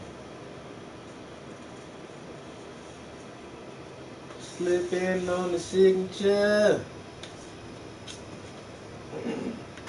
I was watching my cousin play fucking, I guess it's 2K. I don't know. It seems like 2K is the most popular basketball game. I watched his Twitch stream last night. Him and his homie. Yo, he be bragging a lot, but he don't be lying, yo. Cause I watched them play 2 games. I watched them play 3 games, and they didn't lose. Like, and then I think their record at that time was like 11-0 or 12-0 or 11-0. Like they beat 11 people, 11 different teams without losing. He's like, yo, sometimes he's like one time, him and his homie went on a 23-0 streak. 23-0.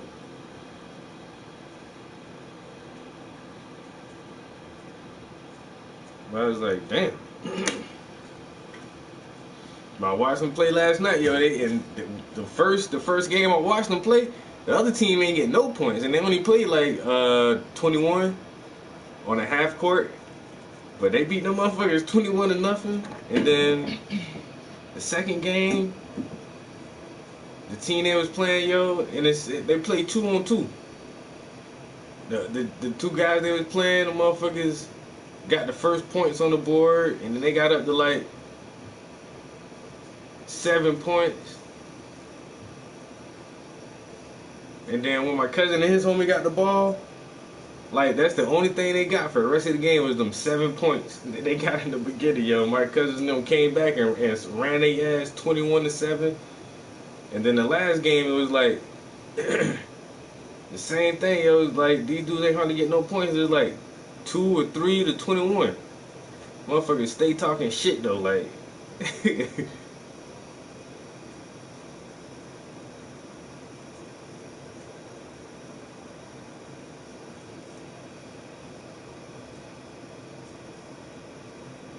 That makes perfect sense. But do anybody else be playing that 2K shit, man? These motherfuckers had on like mascot suits too. One of them was dressed like a lion, and the other one had a gorilla suit on. I'm like, what the fuck? Yeah, I don't even know where to sign this shit at. Let me see. Let me just sign it right here.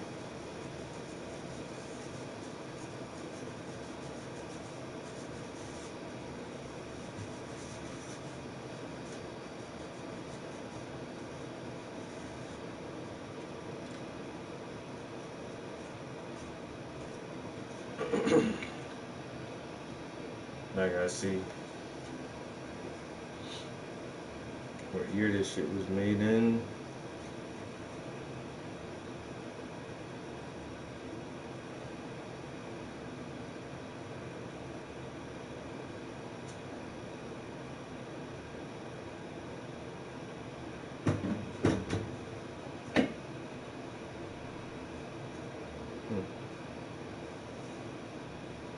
There it goes. This was, last year, 2021.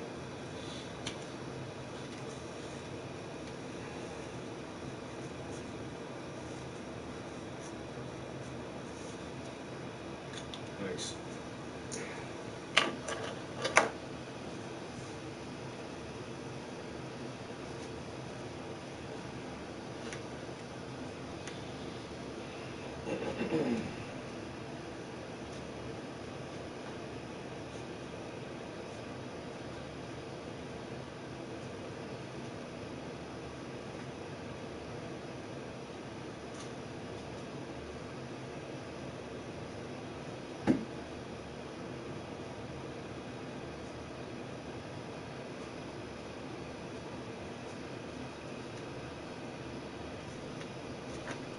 Some more paint one more time.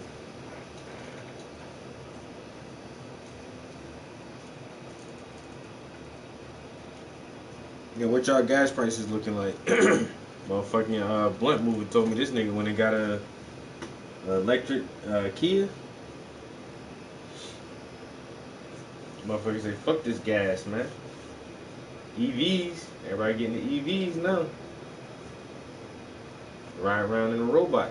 You ain't never think you're riding around in a robot. Yo, you trying to grow to that? Yeah, that's what I'm doing with that chicken. Huh? That's what I'm doing with that chicken.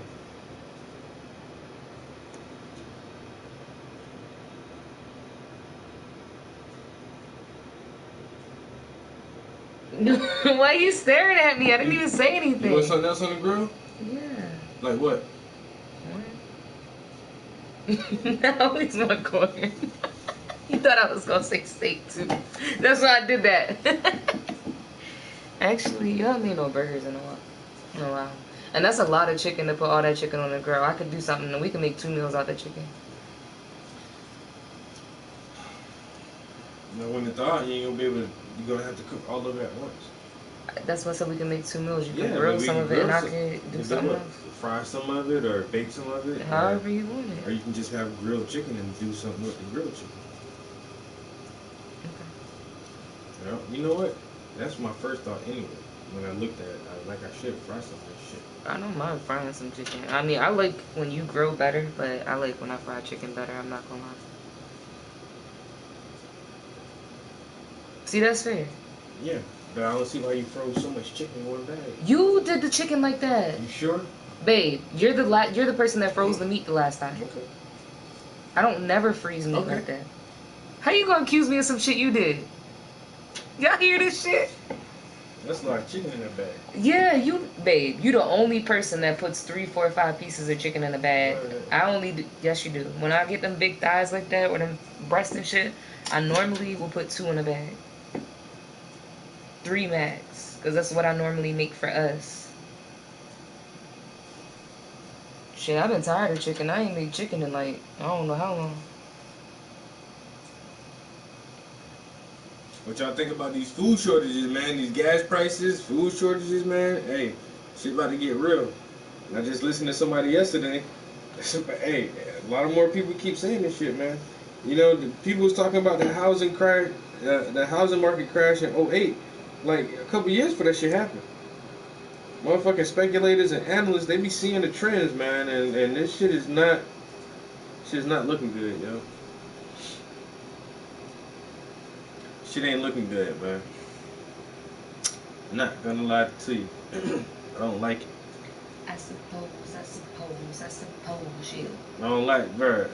I'm the I don't like DJ. putting fucking $62 just to fill up my tank every time, yo. My gas used to be half of that. How I'm paying double what I would normally pay to fill up my tank, and then double what I would normally pay for my groceries. Motherfuckers can't sustain that shit for what too long, yo. Before people start digging into their savings. Too late. Like I said, I work with like employment and job development. We're not talking about me right now. We're talking about you. Damn. For real though. But damn. No, canned goods. Like in the last couple canned weeks, like I've had 3 people who are coming out of retirement, you know. Two guys and a lady who've been retired for a couple years on a fixed income and they can't make it. But they said this is the largest amount of retirees coming out to work again in forever. Yo, that shit, the one dude, that shit was breaking my heart just listening to him. Like he's like 62 years old. Motherfucker don't want to work. No, he's like I don't need no full-time job, but I need something part-time. I just need something part-time because most of the Walmart greeters and the people doing those type of that jobs. shit, like, but for the most part, older people who do that shit is because they bored and they don't want to sit at home. Mm-hmm. For the motherfuckers who want to sit at home, who did like construction work or road work their whole fucking life for the last 28 years, however long they had to stick with a company to retire, and now you got down 59 years old, 60 years old, and can't live off of your retirement, that shit sucks. Well, I'm 25 and I feel like I'm never going to retire. And they're trying to do it like that. They want to work you into the grave. You're gonna work till you die. Basically. You don't get no leisure time to sit around and think people about used stuff. to be able to like get out of high school and like go to college for 2 years or go get a trade and have a house by the time they were 20. Not really. Like, I'm not gonna have a house until, well, I live with you, but you know what I'm saying? Like, if I wasn't with you, I still wouldn't have my first house until I'm at least going on 30. Number one, because of the fucking market. I'm scared. Even if I had the money to just go buy a house, I'd be too fucking scared to do it right now. I'd be too scared to do it because you just don't know. Like, used to laugh at people that rent, but shit. Well, rent expensive as shit too. Mm-hmm. I need to get my trailer together and rent that shit out, man. That's what we got down. I'll be happy when the grocery prices go back down though. Like, I'm literally paying double for groceries. Why is ground beef $30, $40 for like 5 or 10 pounds? Like, that shit don't make no fucking sense. to be able to get 10 pounds of ground beef for like Then $15, that's just me and you. $20. Imagine people like Shami who got kids in the house. It's just like, Well, we what might the as well have fuck? kids because you eat enough for 2 people. I'm sorry, I didn't say you fat. I just said you eat. You don't get them guns for no reason. I told a lie. No, I like you. Exactly. So we might as well have a kid here. Motherfucker be talking about how I don't eat. He eat enough for both of us, don't he, boo? You want something else? I took all my snacks to work. Bitch. She didn't touch it. Yeah, but still. Come here. You might not need to be in here right now. Now she did, because you just jinxed And it. I just washed them and wiped everything down and damn. I mean, Keep her ass downstairs. I mean, this is your art studio, but you do got art like everywhere right now. She just want to. I'm trying to get these, just keep these clean. I know. All the other ones are good. Look, she don't know. She just want to be breathing your air. Anyway, what do you want from downstairs? Back to the original question. The dog's getting out. I don't know. I took all my damn snacks to work. Oh, that's too bad. You still got jalapeno chips, I think, don't you? Where you took them? I took them to work. I took my chips to work. I took my pretzel bites to work. Freeze pop? Alright, I'm going downstairs to get my weed. You get what? My weed. You know what? I want a bowl of cereal. Ain't you about to grill soon? Cereal? That's a snack. That ain't no real food. Cereal is just a damn snack. Now, if you eat 2 bowls of cereal, then you eat it. But just 1 bowl of cereal is just snacking. Is it? It is. Okay. Oh. 1 bowl of cereal is just a snack. 2 bowls of cereal is breakfast. Do you agree or disagree on that? Where you want your egg, yo? Oh yeah, but I only got 1 egg left in there. I'm not bringing you eggs and cereal. You should. Seriously? And I'm gonna have to bring some of my other stuff along.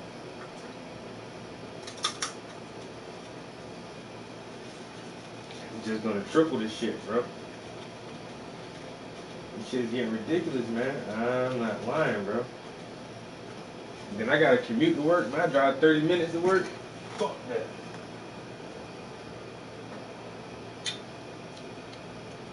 Alright, gang. I'll be right back. Right back.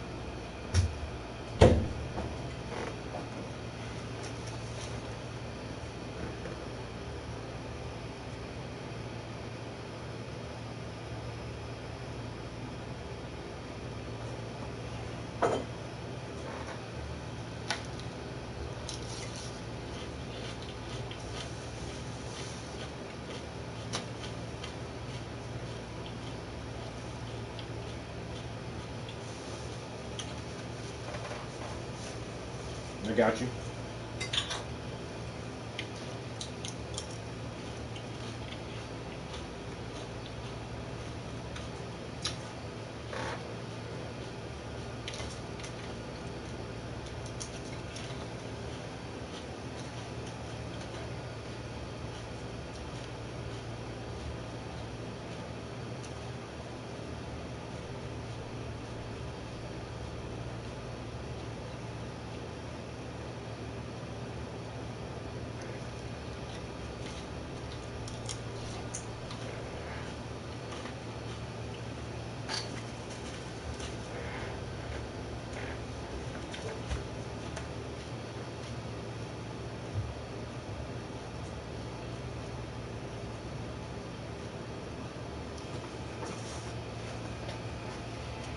He said you can't come in, boo.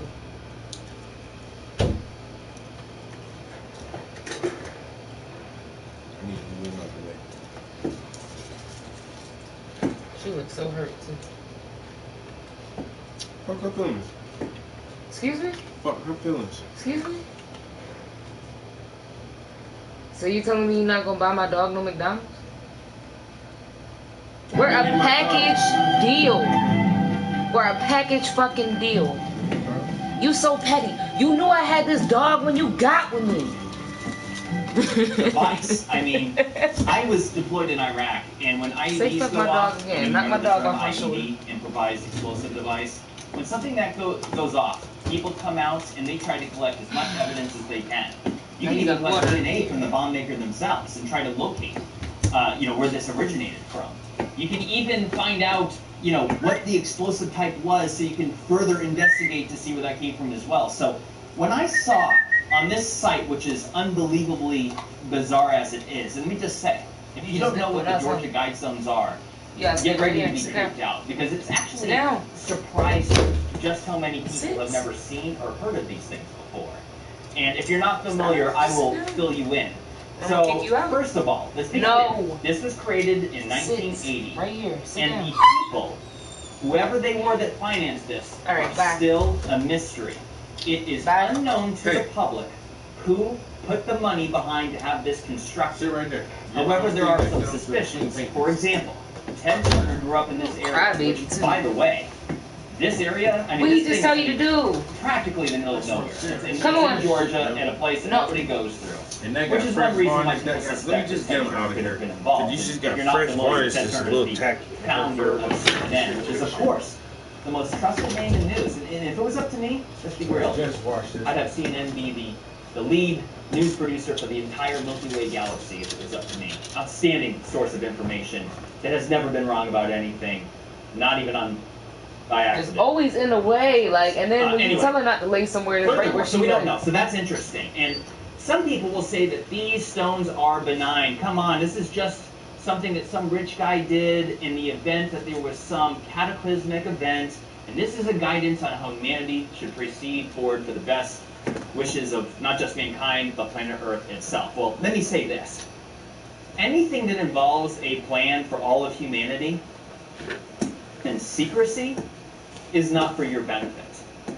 If these stones were benign and a good thing, there would be no secrecy. Now, speaking of secrets, here's something else we don't know, which is what is in the buried time capsule that's 6 feet under this monument. That's right, I don't know if they're going to exhume this thing or not, but I and the rest of the world should be able to see what this is, because it could be very telling. It could lead to answers on who did this in the first place, or, God, who knows what else. All I know is that I want to know what's in this, and everyone should get behind two things here, which is identifying who created this in the first place, and what's in that damn time capsule. Now, many people refer to this as the New World Order monument, or a monument for globalism. And it surely is, because this thing favored a one-world government. It favored Marxism, i.e. societal mandates and control over the individual. It favored eugenics. What the, are you serious? The stuff that the Nazis were into, controlling who breeds and stuff like that. That's not a good thing ever. It's so wrong on so many levels, but let me just keep going for a second, because it even favored a mass depopulation of planet Earth. Now, let me be clear. these stones were built in the context of post-cataclysm and saying, hey, maintain the whole population of the world to 500 million. But right now we're at nearly 7.9 billion. That's 90%. Which means that would be a reduction of nearly 94% of the population that's alive today. In fact, that would be 15 out of 16 people ceasing to exist. Yep. You know, a lot of people are talking right now about depopulation, that there's too That many was people rule on planet Earth guideline and number everything one. else, and we're The destroying very it. first thing from the Georgia Guidestones But was maintain I'm a sorry, human I don't know population what the under number might 500 be million. that would be best for humans on Earth. But to suggest that there's like that it should be reduced by 94% seems extreme to me. But let me keep going. I posted. This I thing, tried to in find fact, my oldest post let me about just read off real Guidestones. quick all 10 I of know them. that shit Okay, was so older than 6 maintain years humanity under ago. 500 like, million in I had perpetual to balance post like of 6 nature. years Okay, ago. guide talking reproduction about Guidestones. wisely. And nobody and like goodness cared and about that diversity. shit. I was Okay, like, that is do you pretty not? tough for eugenics. Do you not know That what is the another fuck way of this shit saying that says? certain people should not And have it's kids.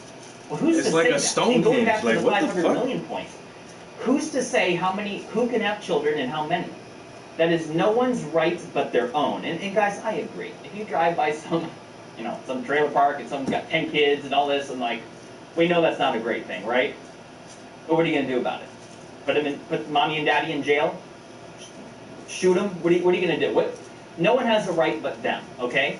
Let me just keep going. Drive So by number some 3, trailer unite park. community with a living new I mean- language. Now, there's pros and cons to this. I think that one of the problems in the world is that we don't speak the same language and we don't understand where people are coming from. I see the same thing with the whole Russian thing today. It's like, guys, the Russians are our friends. Like, have you ever known Russians? They're cool. And the only reason why we have seemingly nothing in common and no connection is because our languages are so vastly different. But I digress. Let me actually just say that multiple languages, are a good thing. It's one thing that makes the human race so interesting, and culture and world travel so fun. But anyway, number 4, rule passion, faith, tradition, and all things with tempered reason. Fair enough. 5, protect people and nations with fair laws and just courts. Well, oh my God, that sounds wonderful. I agree. 6, let all nations rule internally, resolving external World disputes order. in a world court. Ooh, see, that's the thing. That's where this new world order and world government becomes a thing, because slippery slope is not just some Like you said, everything on there on the list don't sound cliche. bad, but some of No, it, like half of it there's is like, slippery what? slope to What? everything. And I'm sorry, a world court, no. Like, within reason, of course, like the Nuremberg trials, those are wonderful. But when it comes to a world court, it seems to me that there's a consolidation of power happening right now, and that's why I get a little disturbed with these stones. But let me keep going. Number 7, avoid petty laws and useless officials. Well, oh my God, I probably agree with this above all else, because big government, right? That's what that represents, and it's saying that big government's not a great thing. So, okay, cool. I agree with that as well. Number 8. Balance personal rights with social duties. Stop. Hold the brakes right there. What the hell? What's no. my social No. That is Marxism. That is it sounds so nice. Balance personal rights. Personal rights. Okay, It's well, your hey, the social duty. community and the If you don't do society your gotta, social duty, then you come don't have together and do personal things, rights. as one. There's some truth to that, but then there's this fine line where it becomes Marxism, which is communism, and that is not a good thing historically, at all whatsoever. Who might case in Alright, point? got those done. The Maoists in China, the That's Soviets done. of Russia, Pol Pot in Cambodia. Simon Oh, wait, what was David, it? Oh my God, I forgot this whole different thing that went on. But never mind that. That's old news, right? Guys, Alright, when you that's the have the Tennessee governing body Now I just gotta get. controlling the I individual, have blurbs written that on is a bad everything thing. except and that's exactly what that's this getting piece. at. Now you just say. Let me keep going. 9. simple, Christ, Glennis, truth, beauty, love, founder, seek harmony Black with the Strength, infinite. blah, blah, blah, blah, blah. Great, that sounds wonderful. That could be a philosophy conversation in itself. But number 10, be not a cancer on the earth. Leave room for nature. Leave room for nature. See, there's 2 ways of looking at this. One of which is like, well, that's a good thing. Right, leave room for nature. Let's not be a cancer on this earth, which we are. But there's another way of looking at it where people start playing around. I gotta like, find 6 little paintings for the. Too much, not enough room for nature. That's all right. 7.9 billion. Ooh, that's a bit too much here. I might do that tomorrow and just take a bunch of stuff. Now from again, I know downstairs. people right now are gonna interrupt and be like, hey, And I they're not these really stones don't do not know say what I'm anything about sending to reducing California, population. honestly. Hey, I understand I that, want but this let one me in be the clear. museum, If there was a definitely. cataclysmic event, the last thing humanity would need would be a one world government, eugenics, population control, or Marxism and society as a whole controlling the individual. In the last 2 years should be a real wake-up call for people on what happens when you have a small number of people controlling the global population. And let me say something else. I don't know if you're paying attention to what's happening in the world involving a global famine, the likes of which haven't been seen in our lifetimes, and is so unnecessary in 2022. Look at the riots happening in the Netherlands, France, Spain, Italy, and elsewhere, Sri Lanka. Like, go look this up now. Because this ties into my last few videos when I've been sounding the alarm saying, guys, something is afoot here. Something bad is happening. It's not an accident. People are making it happen. And it's completely preventable and unnecessary. But where things stand right now, things are standing to get ugly. And again, I've said it before, I'll say it again, I don't want to be the doomsday guy, but someone's got to say it. Because not enough people are. And this world is what we make of it. And I think it'd be through waking up and informing enough people to what's going on to have any effect and change whatsoever. So look up those food shortages where they're shutting down farmers and saying you can't plant. And it has to do with fertilizer and all this stuff and, you know, keeping things green and clean and everything for planet Earth. Yeah, sounds great, but you know what? If that was the simple explanation, then why is this catching everyone with their pants down? Nobody saw this coming. It's like came out of the woodwork. And why is it that most people don't even know about it? I've chatted with friends and family that have no idea about these riots across the world. That should be front page headline, that farmers are rioting against, police are shooting at farmer tractors. What? In the midst of an energy crisis and global famine. And a food shortage, which is only going to escalate from here on out. And when I said it before that these things weren't an accident, you see why? Because you're stopping people from farming, you're culling animals and everything else. So, fertilizer or something. now let me just close this up, you know, because I want to move on to my other stuff. But like, let's be clear, guys. Some people, anyone saying that these stones are benign and there's some goodness to them, well, guess what? When the cataclysm happens, well then you're basically forfeiting your rights to anyone. Right? That's like me saying, like, hey, all right, well, since you're all for this globalism, this Marxism, and these eugenics and everything, that means that Jimmy or someone else gets to tell you exactly what you're going to be doing post-apocalypse, right? Cataclysm? No, that's not good. And to anyone that's trying to defend these stones, I think you guys need to dig into this, where they came from. He said they were created by R.C. Christian. Well, look into who that really is. Google R.C. Christian, you'll see that is the founder, or a pseudonym, because it's declared as a pseudonym, so not even the real person's name, and he chose the founder of the Rosicrucian Secret Society. Guys, that's how you know this stuff is not on the up and up. Like, why would this secretive group of people choose the founder of a dark-sided secret society as the movement to proceed forward in a new global era? And no. And again, like I said, anything done in secrecy, especially that involves all of humanity, is not benign.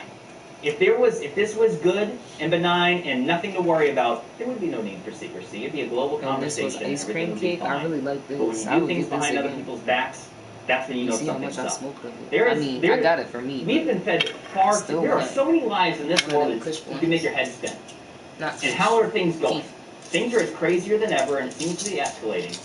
So I would argue that the last thing we need is any more secrecy, and what we need is the truth. So with that said, you should ask yourselves why they decided to bulldoze this site so quick without enough time to do a thorough forensic investigation.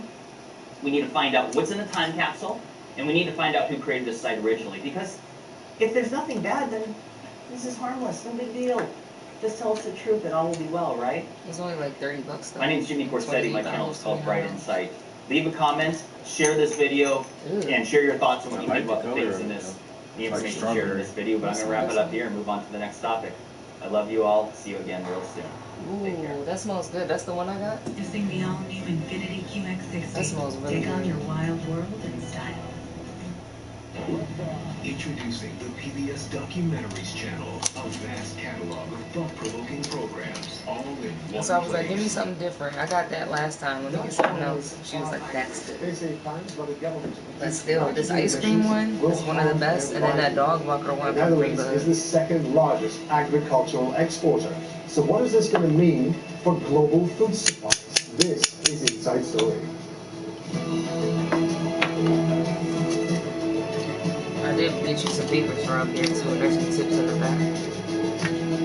Or you're just okay with these?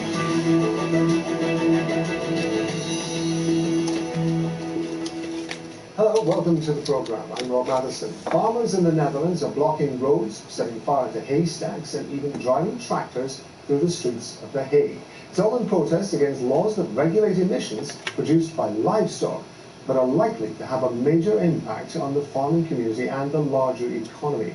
The Netherlands has failed to meet its emissions reduction target, so permits for new homes and roads have not been granted since 2019 to prevent further pollution.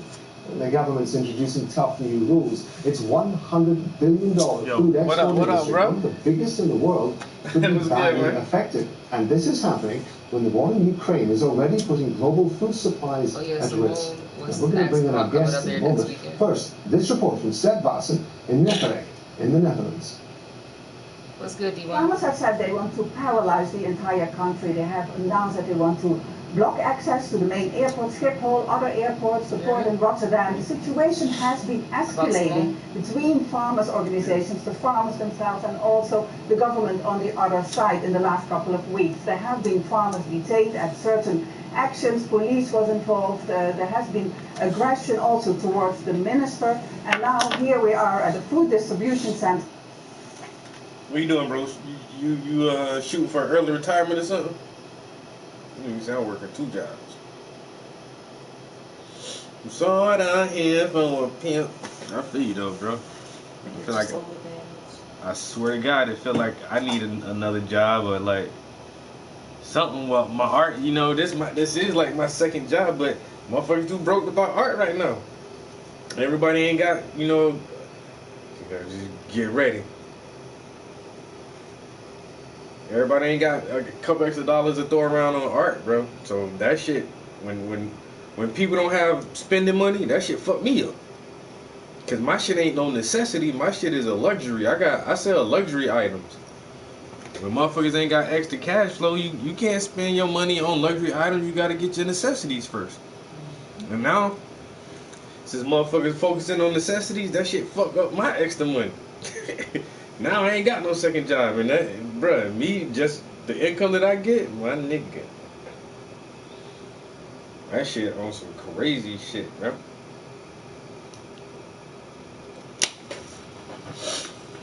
Damn. I feel you though. What time is it? I know we. Wow, it's almost 3 o'clock already. Yeah. Why does not? It doesn't. Because you got a late start this morning. You didn't get up at 4:30. It doesn't feel that late.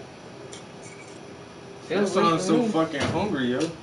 I probably try to start cooking like 5:30 or something. 5:30. Yeah.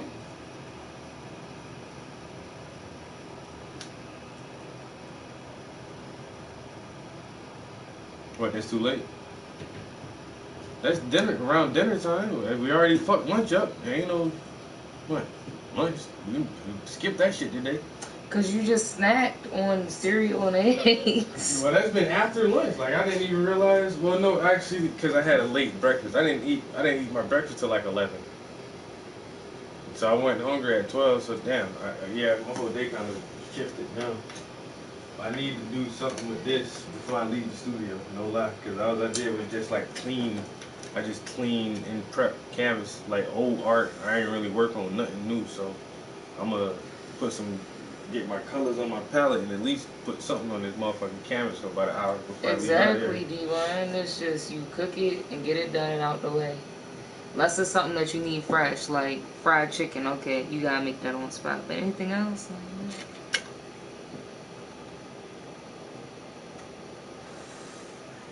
I'm gonna go get some hair dye my hair black again.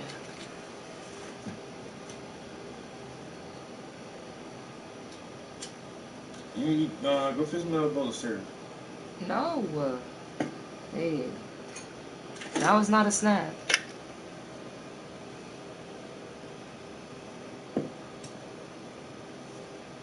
Then you're not gonna be ready for dinner at 5. Yes, I will be. That's 2 hours. Virginia wants to challenge me on a thought experiment. What if the Christian God showed himself to be real? So, how you doing, Aaron? How are you? I'm about to do the cooking myself. Fair to I'll make you another bowl of cereal. I'll be right back. I just said I'd get it for Yeah, you. same here. Well, yeah, I appreciate you having me, man. Thanks, Jim, as well.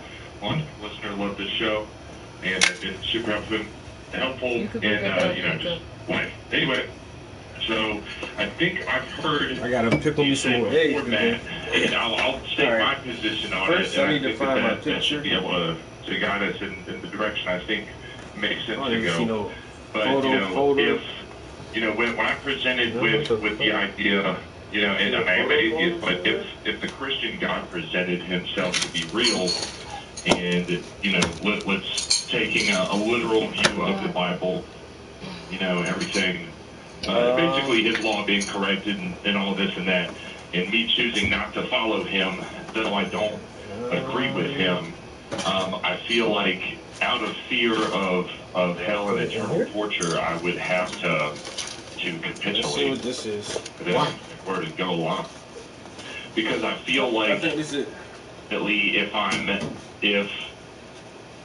not the turkey I don't meatballs in the agree spaghetti. with it, but it's like if I'm gonna roast in hell for eternity, I feel like, especially just in the moment, I'm not gonna be able to not because it'll just be too severe.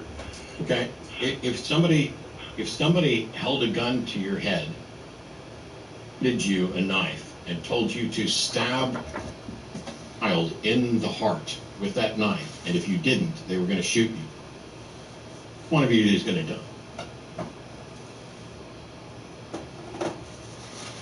Yeah, me too. If somebody hands me a knife and puts a gun to my head and says, stab your kid, and I don't even have a kid, so stab your fictional kid in the heart, or I'm going to shoot you in the head, I'm going to let them shoot me in the head before I kill another person. Why does that change? Because my life is over. Why should what the moral position does change, or what I'm likely to do change, just because it's a God threatening me with a gun? I think that I think that the difference is that, for one, there's kind of a, whether or not I choose to follow God, to follow this hypothetical God, to acknowledge this Christ as my Lord and Savior, what have you, me refusing to do that doesn't do anything besides in hell for eternity. So his law would therefore stand no matter what. No, you're saying that if God came to you and said, slaughter your kid or I'll kill you, that you would do it. No, I didn't. Okay, well then that's where I'm confused, because, so, hang on, Aaron. If God comes to you and says, slaughter your kid or I will kill you, you're going to say no to God? He said, slaughter your kid or I'll kill you, and there's not the whole fear of eternal torture wrapped into it. Let's say there is. Let's say there is. Let's say there is. God says, kill your child with this knife or I will torture you forever in hell. And under that circumstance, you would kill your child? That's a big one. But let's set aside, Aaron, what we think we would do, because neither you nor me have been faced with that, and I can't say for sure what I would do under any circumstances. But as a hypothetical, right, what would be the most moral thing to do? To kill your kid or to willingly be tortured forever in hell? What? Look that story up. What story up? I just got back. He said the chair lady and her husband of the Black Wall Street Committee were killed this week. Here.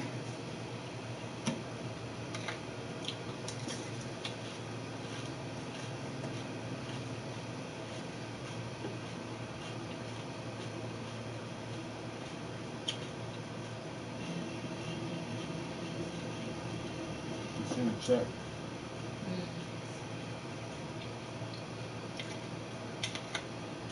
And the Japanese prime minister was killed too. Did you see that? He was assassinated. And Joe Biden was like, yo, what's good, Lauren Toomey Croft? I want to hear both of those stories. You don't work out. Stop lying, bro. What's up? What's up? Happy Saturday, everybody. Not them niggas. Damn. Honestly, yeah, but we just watched that. Maybe, I think it was on a show, so it might have been fake, but it still goes back to real life with them. Oh, it was on the show with the cops and shit. So the Black Wall Street president, Chamber of Commerce. I think if I type in Black Wall Street president, it'll probably just come right up. That's what I'm doing too, man. I'm working out this spoon. So I gotta lift the weights. I ain't gonna lie, yo. Jesus Christ. Gas so high, I don't go to the gym every day no more. I know it's ridiculous. My gym is like 3 miles away.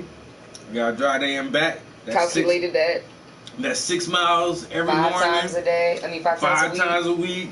And plus, I gotta drive 25, almost 30 miles one way to get to work. That's and then drive that back. Miles a month. Yo, I was driving too much, yo. 100 miles a month to go to the gym. This shit add up. You said I love you long time. Bye.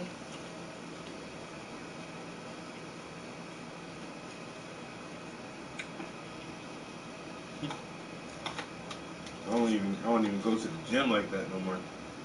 Let me show you this real quick. Cause this is so wild. Former Japanese Prime Minister Shinzo Abe was shot while giving a speech on Friday. I got the video for sis too. I got them both. But I don't want to forget about this because I almost forgot this happened.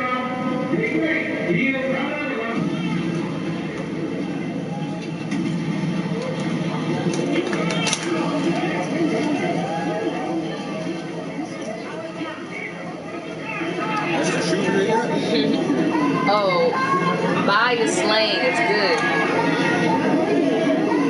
good. It's a shock in Japan. It's very difficult for individual Japanese to get hold of weapons. It's something that Japan has very rarely experienced. Shinzo Abe was campaigning in a national election that's taking place on Sunday for Parliament's upper house. Then an assailant stepped forward and apparently shot Mr. Abe.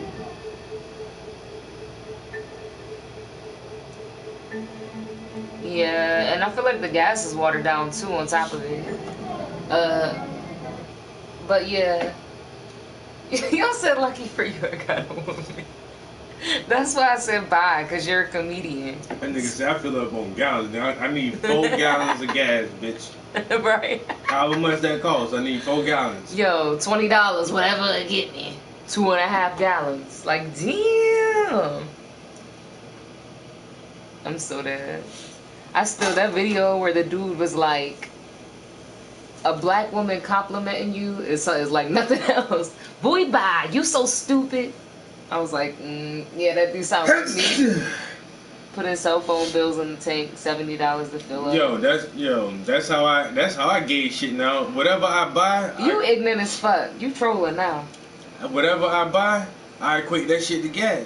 Like, we just ate some dinner. Oh, our dinner came out to $34. I'm like, damn, that was half a tank of gas. Or yeah, but the other day when we got food, remember that I was like, oh, that's not that bad. We only spent this, and this much. That's less than a quarter tank of gas. That's less than a quarter tank of gas. You know what I'm saying? We spent $20 on food. It's like, okay. You spend $30. It's like, That shit can't win the gas. Same thing with online shopping, right? I'll be online shopping as soon as they be like $9.99 for shipping. I'm like, for real though? Do I really need this shit?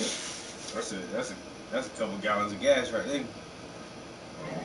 So the man, a suspect in his 40s, told police he wanted to kill him. Where the fuck I put my rope at? Oh. He was Japan's longest serving prime minister and resigned in 2020 due to worsening health. But here's him with Obama. And I already knew because Biden spoke on it right away.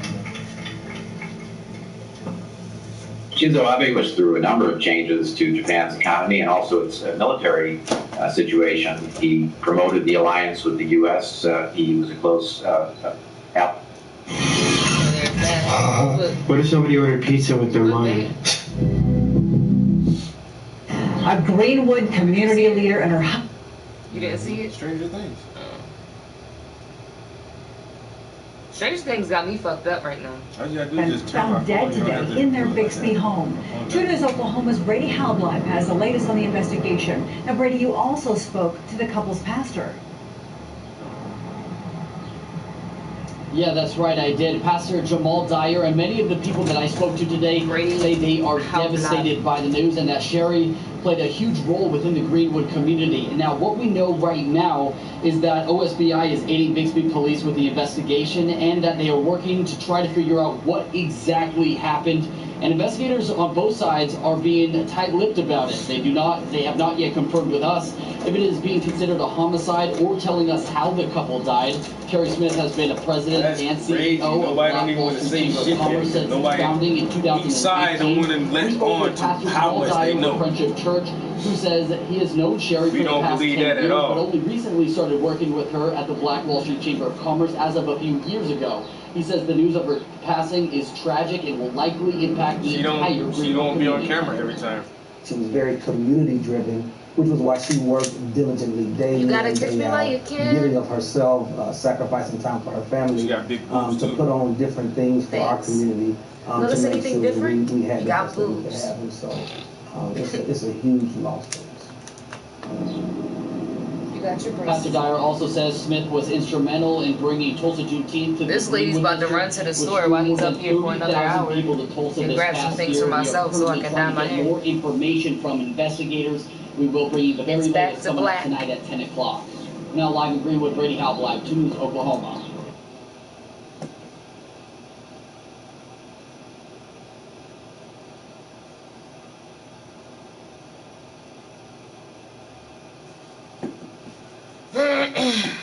Yeah, definitely don't sound like it's domestic to me. Sounds like a very personal hit. Exactly. Just like with the prime minister, that shit was personal. Now all of a sudden they don't know how her and her husband died in the house. They're not even saying if it was foul play or anything. This is the state that burned a thriving black community to the ground. And then the police investigating that shit don't want to say what happened. Man, look. Best believe.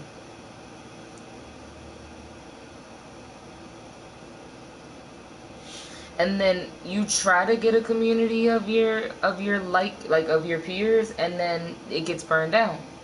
I mean, you see it time and time and time again.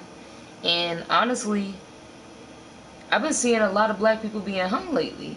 Like, I mean, I know the media bigs everything up, but at least once a year down south, you see a black person getting hung. And it's like, how are we in the 2020s and people are still fucking literally getting hung? Like, I don't...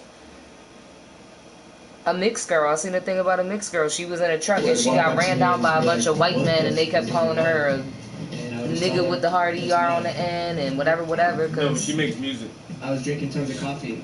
I was jittery, I was anxious. It became really obvious to me that my coffee addiction was more something that was prescribed to me by culture than something that I wanted to continue. Yeah, pull yourself up, and then we'll burn your whole city down. Dude that just got shot up. Why the fuck they shoot him so many times? They shot him 60 times. He was already on the ground, not even moving. Like, how many times do you actually have to shoot somebody? For immune support, turmeric, cordyceps. No, Laura Toomey Croft. Do you draw? And a pinch of salt to help the flavors pop. This drink that really changed my life ultimately became it. And I'm the best DJ you ever heard of. LOL.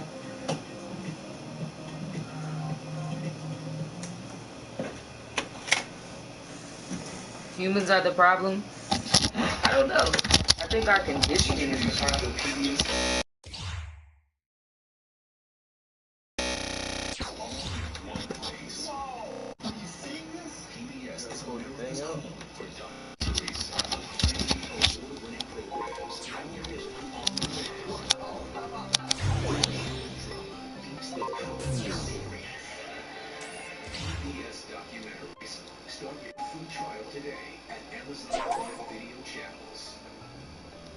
abortion, a massive culture war. American politics is serious, not some kind of stupid game. That's why you don't get the Democrats. No, I moved the camera and the goddamn I unplugged it by accident. Yeah, but the same exact thing happens when your controller dies. What it is? No. This is so good. It really is. I didn't have yours, but just this. Ooh.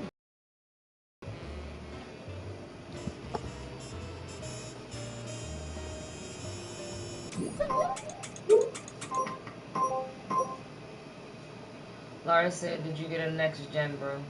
Yeah, I got a PS5. But then I was listening to Laura because I don't know what the hell you mean. Laura Croft. Yeah, like the game. Yeah. Here. But it just put to me in the middle of it, but it's just Laura Croft. That's why I'm calling him Laura. Oh, this motherfucker, he been streaming for years and years too, yeah.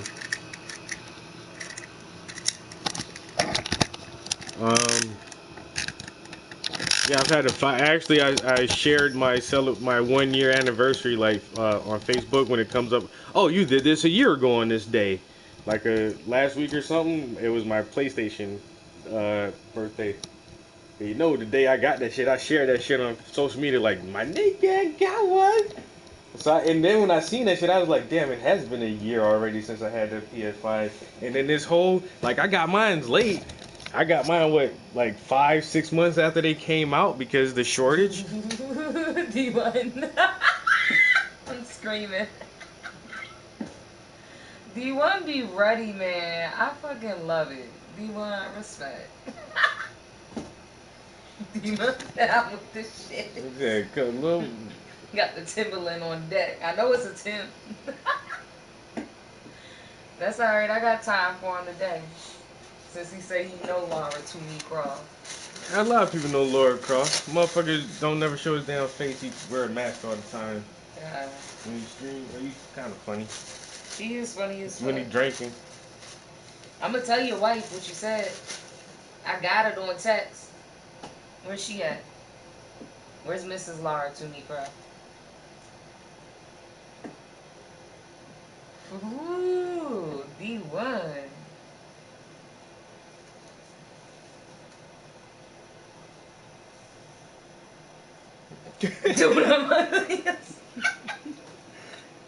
Bye. Bye.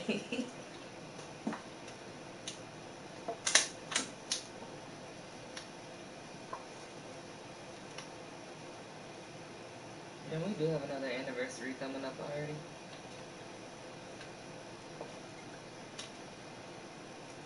I feel like I've been with you for 18 years. He done moved me to the middle of nowhere. Wow. What you drinking? What you drinking, Mask Face?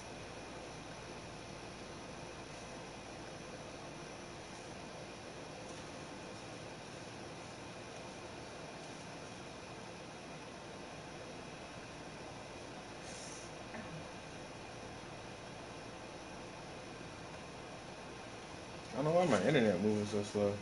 It's moving so slow.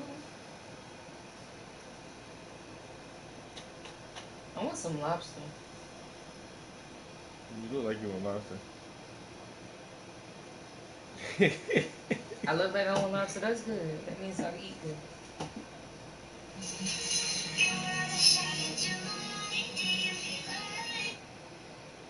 That's why you like wearing a mask? Cosplayers be like. I want to go to a cosplay event. What's it called? A convention? Really? What's it called? Is there a name for it? Yeah, cosplay convention. Okay, well that's it.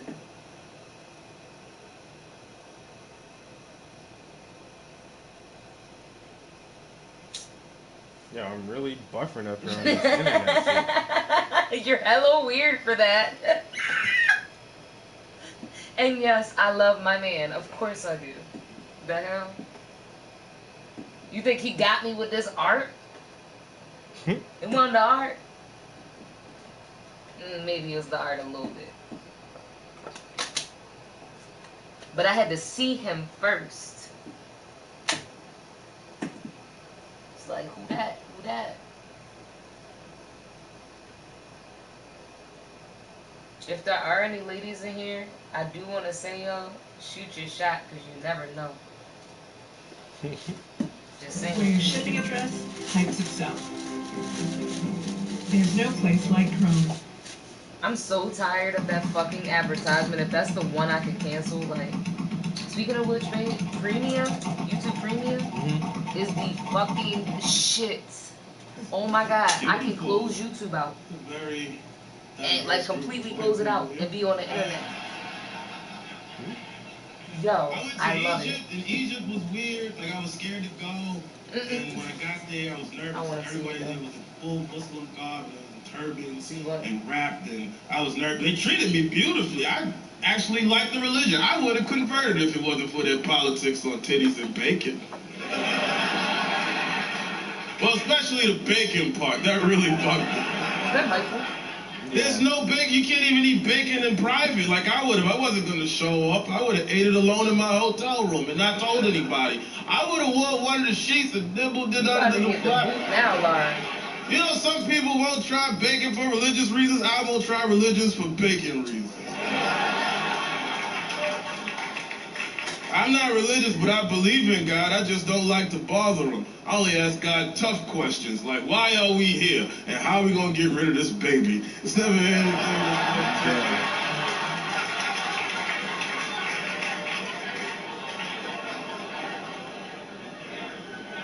I went down south in America recently, and there's this white lady that's, like, working with us. She's taking us all over the place and showing us things. And the first thing she says to me, she goes, hey, Che, I don't want to sound racist or anything, which is always the best way to start a conversation. So I don't want to sound racist or anything. You've got to try this chicken restaurant down the block. It's amazing.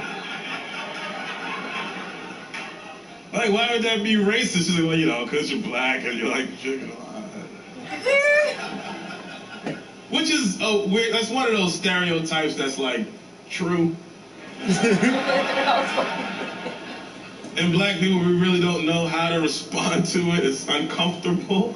And I don't know why we're hiding. What's wrong with liking chicken a lot? Is that strange?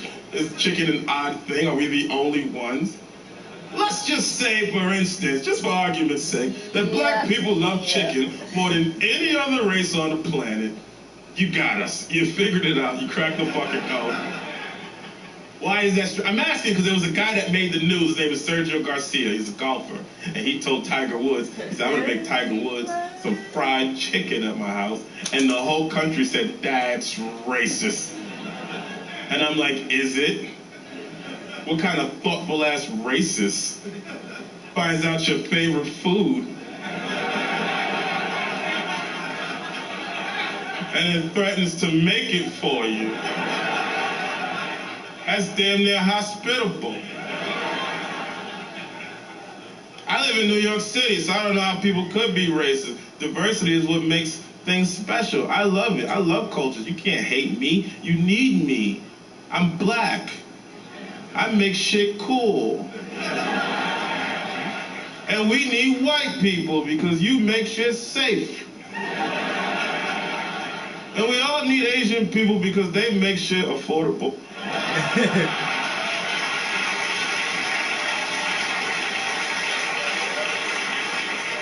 I know you're not supposed to judge a book by its cover, but that never made sense to me because that's why they put covers on books in the first place.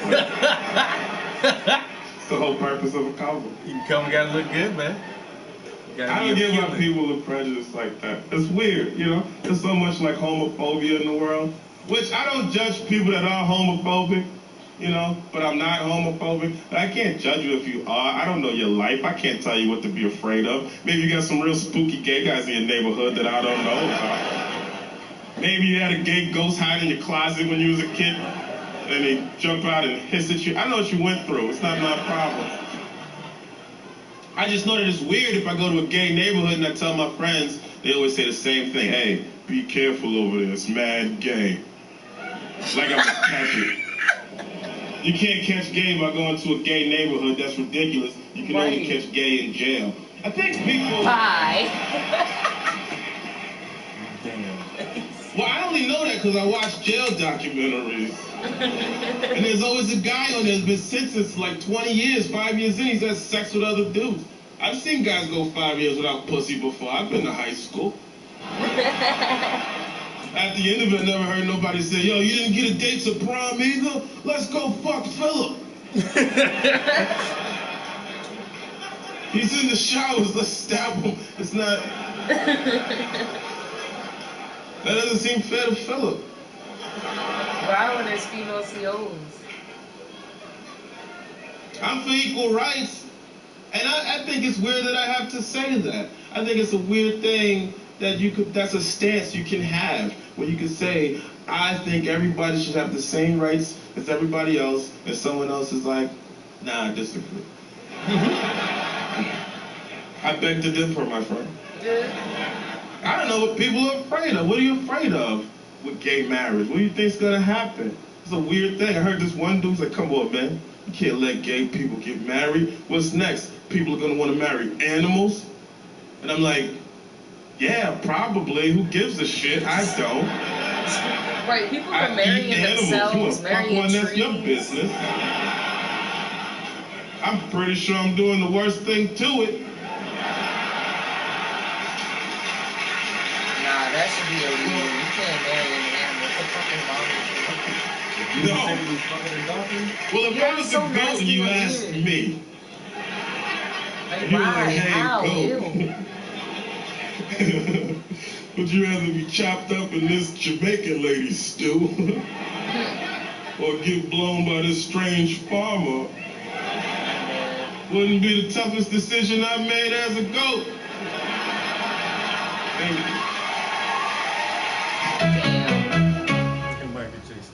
You got a point there. What's up, guys? I'm Chad. I'm the owner of Cook Pressure Washing.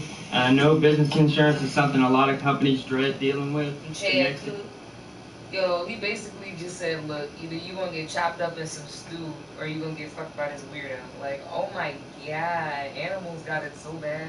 You know about the Georgia Guidestones? Have you ever heard about the Georgia Guidestones? I have.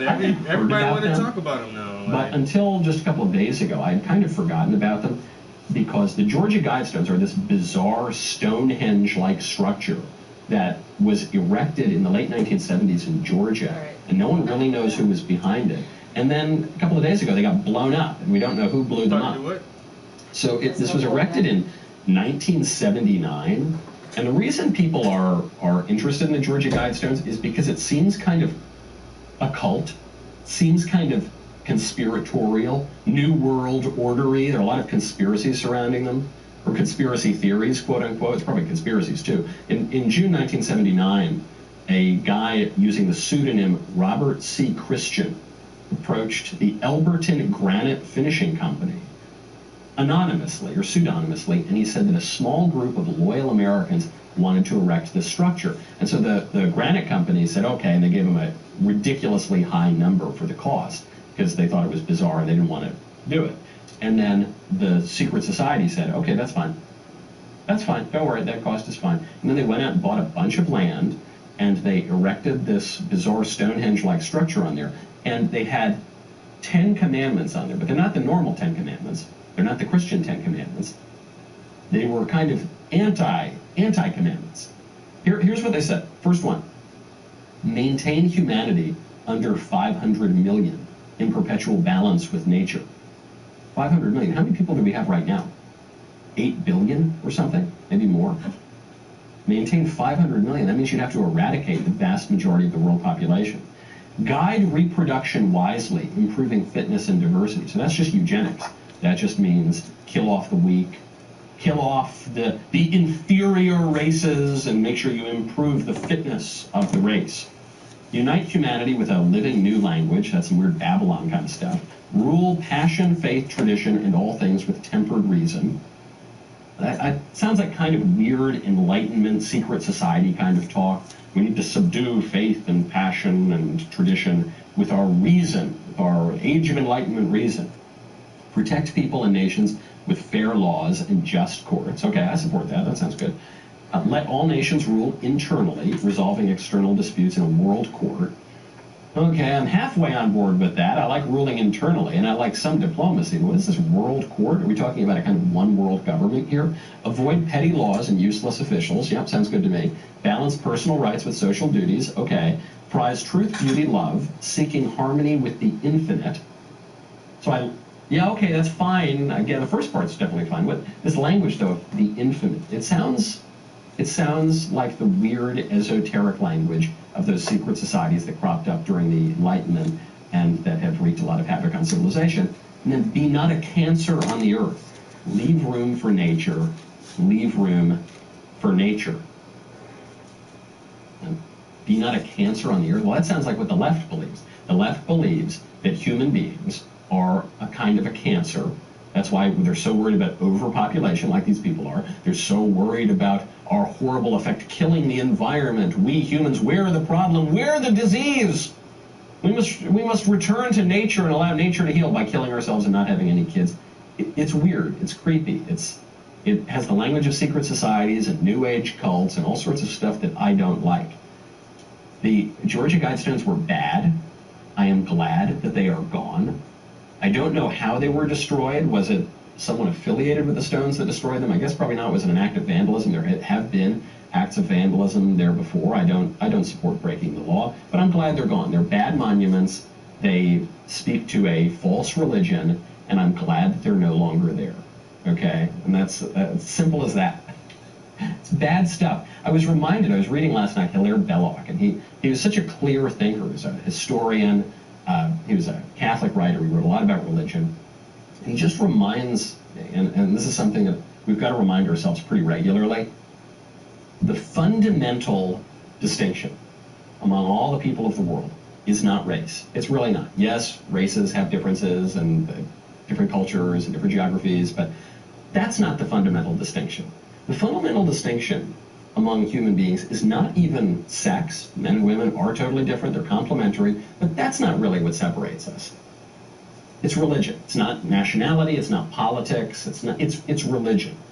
Ultimately, because religion, even if you don't think you're religious, even if you don't go to church, even if you don't think that you're practicing rituals, everything comes out of religion. Because any way you act in the world, you've got to have some sense of what is right and wrong, and what is true, and who you are, and what your place is in the world, and what we're all here for, and what you're even doing, and what you even want. All of that ultimately has to come from religion.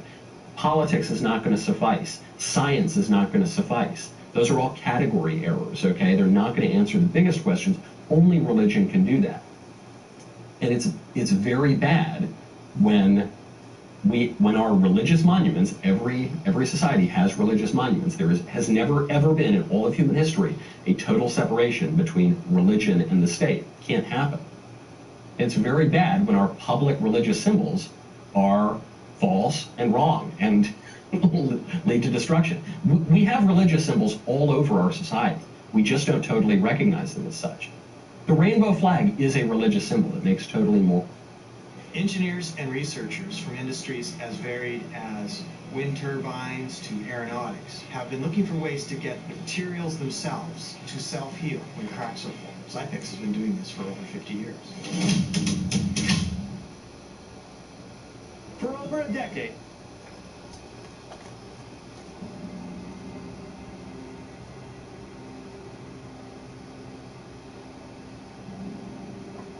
Who are you? You don't know. Don't tell me Negro, that's nothing. What were you before the white man named you a Negro? And where were you? And what did you have? What was yours? What language did you speak then? 20 million black people don't even know their own language. Why? Because he took it away from them. 20 million black people who don't even know the history of their ancestors. Why? Because he took it away from them. And if you try and tell them how thoroughly and completely they've been robbed, he says you're teaching hate. Black people who have been oppressed and exploited by those who are not their own kind, strangers, So the only way we're going to get some of this oppression and exploitation away from us or aside from us is come together against the common enemy.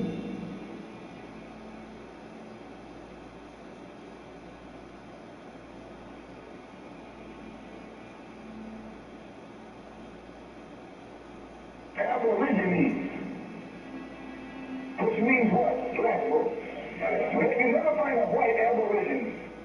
Rather, aborigines are called natives, or they're always dark-skinned people. You and I are aborigines, but you don't like to be called an aborigine. You want to be called an American.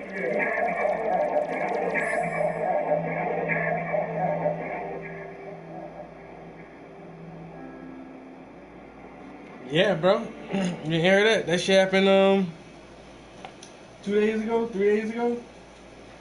Yo, somebody like I saw they got a camera that was facing that direction and saw when that actual explosion happened, and which is weird because now no suspects have been named or anything, or no descriptions of the people. If it's on like a surveillance camera, it wasn't close, but I mean it was in clear sight.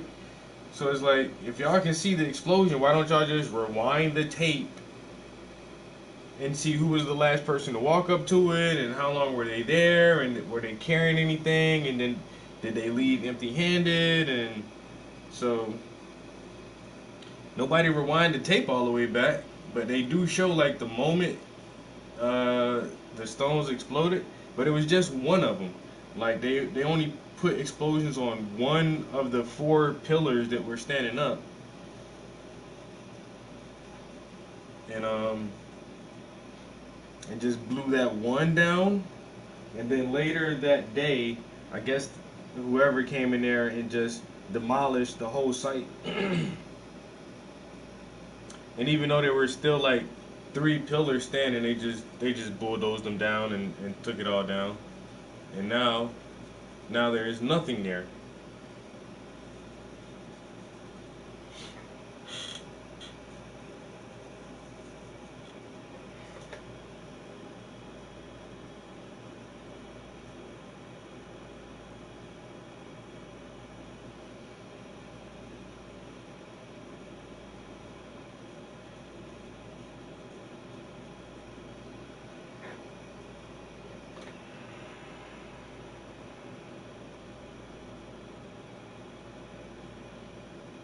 Yeah, like literally, that was just a couple days ago. And that's why everybody's talking about it right now.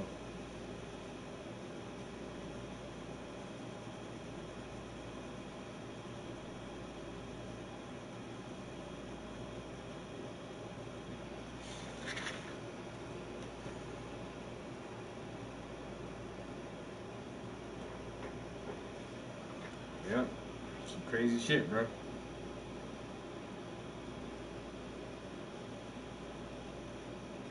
I told a couple people I'm actually sad that they're down. Like, it was the perfect way to point people to some shit and try to get them to wake up. I mean, we got tons of photo and videos of it now from over the years when people actually started to take notice and like try to explain that shit to people. So I mean, there's, like I said, we know it was there for a fact, and you can still put it in your argument about like a control system. But just knowing that they were there, literally, and if anybody wanted to, you could just drive down to Georgia and go see that shit and see exactly the message they're trying to deliver to you. But now you can't do that. And I thought it was a very useful way to engage people in conversations about real conspiracies. Everything just a theory. Everything just a theory. No, there's the Georgia Guidestones are written in stone. It's not just a theory. This is a real thing, and these people are really telling us what the fuck they want. And they wrote it in Russian and German and Swahili and Arabic and Chinese and English, so that everybody in the world can read that shit. The world's 8 largest languages.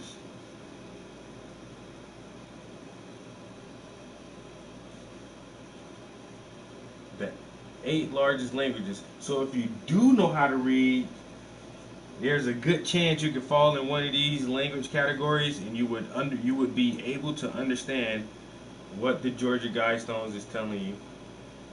They made sure of that. And people are like, yeah, I don't believe in stuff like that. Yeah, well, it's like I said, it's right here in front of your face. You want to drive down there and go look at it?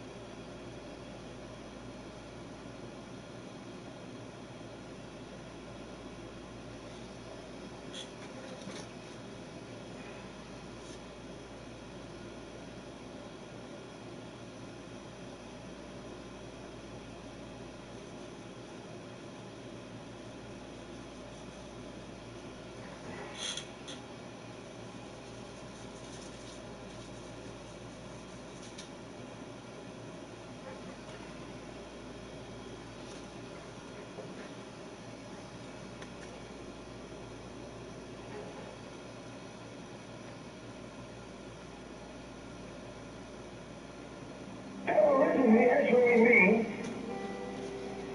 from the beginning. It's two Latin words. Ab meaning from, origine meaning the beginning. Ab meaning from, origine meaning the beginning. Ab meaning from, origine meaning the beginning. Ab meaning from, origine meaning the beginning.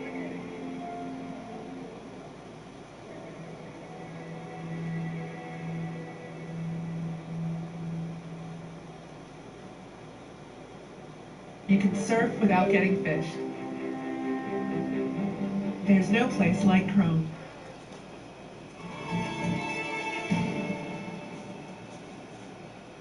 My moderate to severe plaque psoriasis, the itching, the burning, the stinging. My skin was no longer mine. Emerge Tremfyant. With Tremfya, most people saw 90% clearer skin at 16 weeks. The majority of people saw 90% clearer skin even at 5 years. Tremfya is the first medication of its kind, also approved for adults with active psoriatic arthritis. And it's 6 doses a year after 2 starter doses. Serious allergic reactions may occur. Tremfya may increase your risk of infections and lower your ability to fight them. Tell your doctor if you have an infection or symptoms, or if you had a vaccine or plan to. Emerge Tremfyant with Tremfya. Ask your doctor about Tremfya today.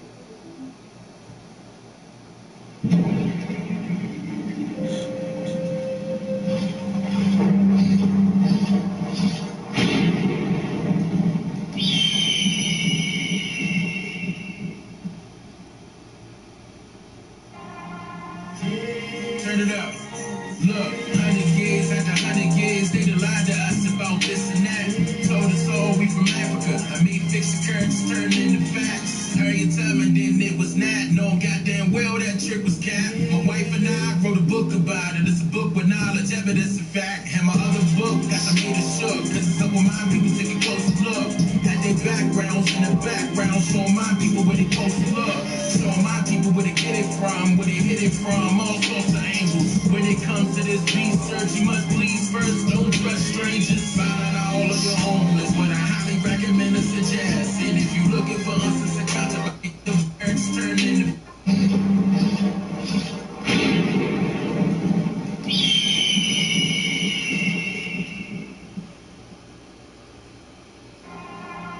Turn it up. Look, 100 years after 100 years, they done lied to us about this and that.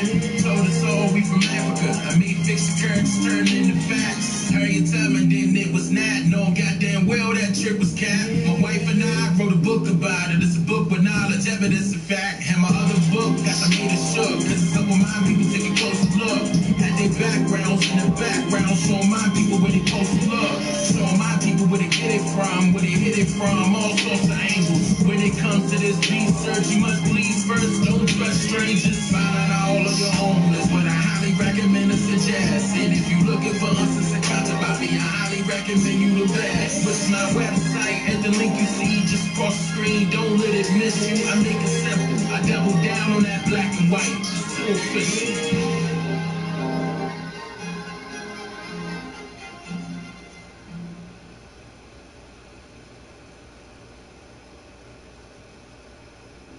Now, in today's society of America, millions of so-called African Americans are struggling to come to grips with their true identity, culture, heritage, and history, mainly due to the numerous manipulative tactics utilized to govern their critical thinking mechanisms and to also decimate their literacy capabilities.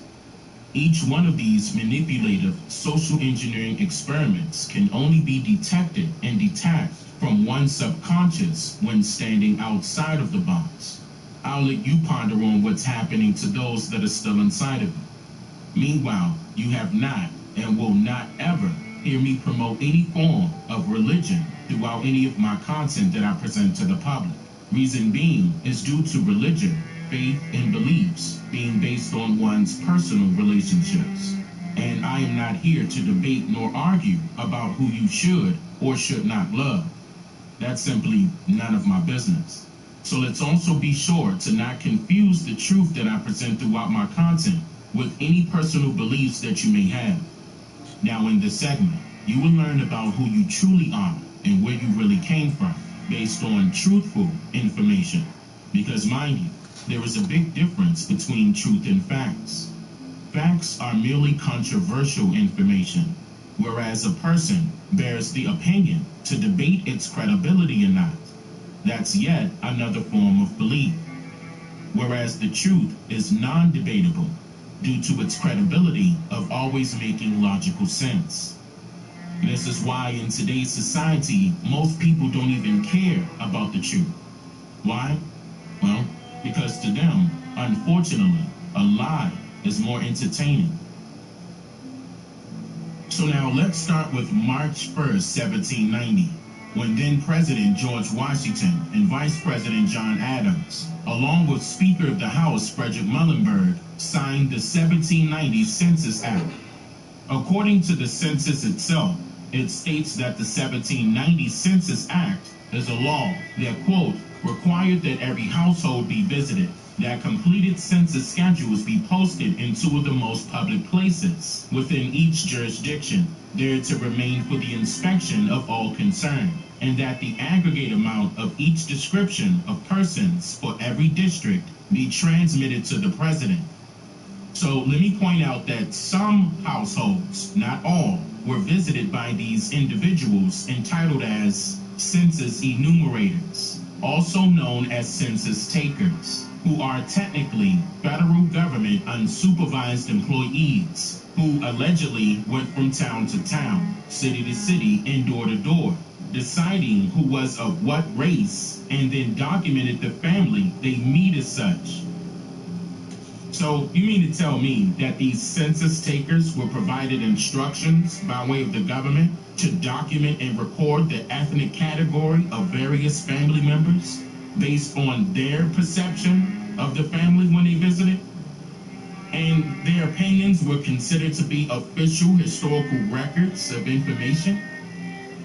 Even though they did not count every individual living within the United States due to the multiple indigenous Niji raids and rebellions occurring during this time period, the alleged first official census of the entire United States was implemented on a day dubbed as Census Day on August 2nd, 1790. See now, what's very important to note here is that the quote, free people of color were recorded all in one group. And also note that it states free and not freed, as if they were freed people from some form of enslavement. I go into more detail about the census labels in the documentary that I'll link above right now. But I said all of that for a particular reason, and that is the official 1790 U.S. Census population count was a total of 3,929,214 people. But keep in mind that this total amount did not reflect millions of people who were indigenous to North America, aka Turtle Island, meaning they did not come from another continent, nor did it reflect the accurate total amount of so-called slaves in North America.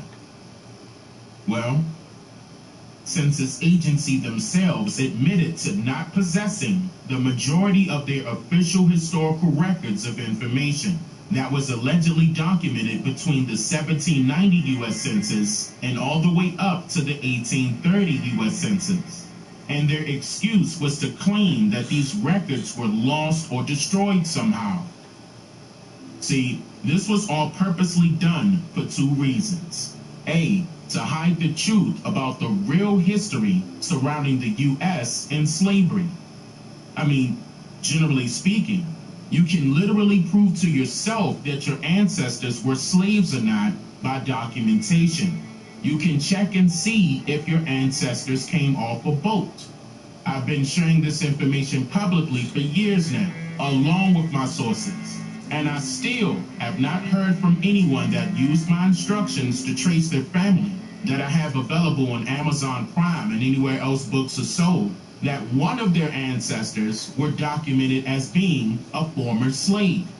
The people that reached out to me that has or is currently undergoing research on their family's history have not failed with discovering that their family members were either never enslaved and has always been free, or worked as an indentured servant for money, land ownership, business ownership, etc., and considered to be freedmen once their obligation.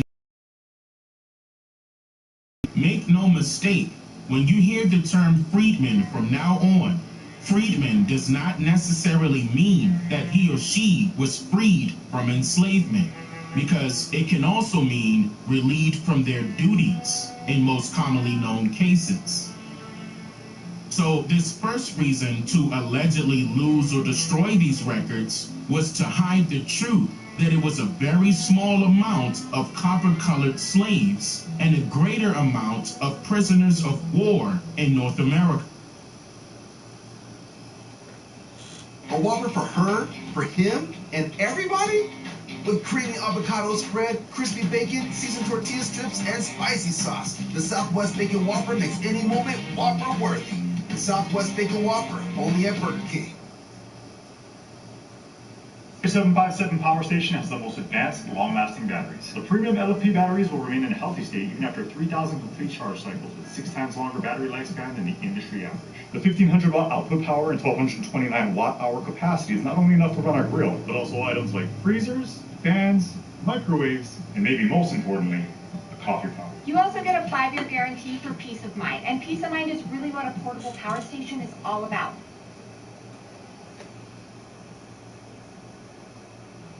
And the second reason is B, to hide the truth about who are the real minority and majority in terms of the population count here in the United States of America.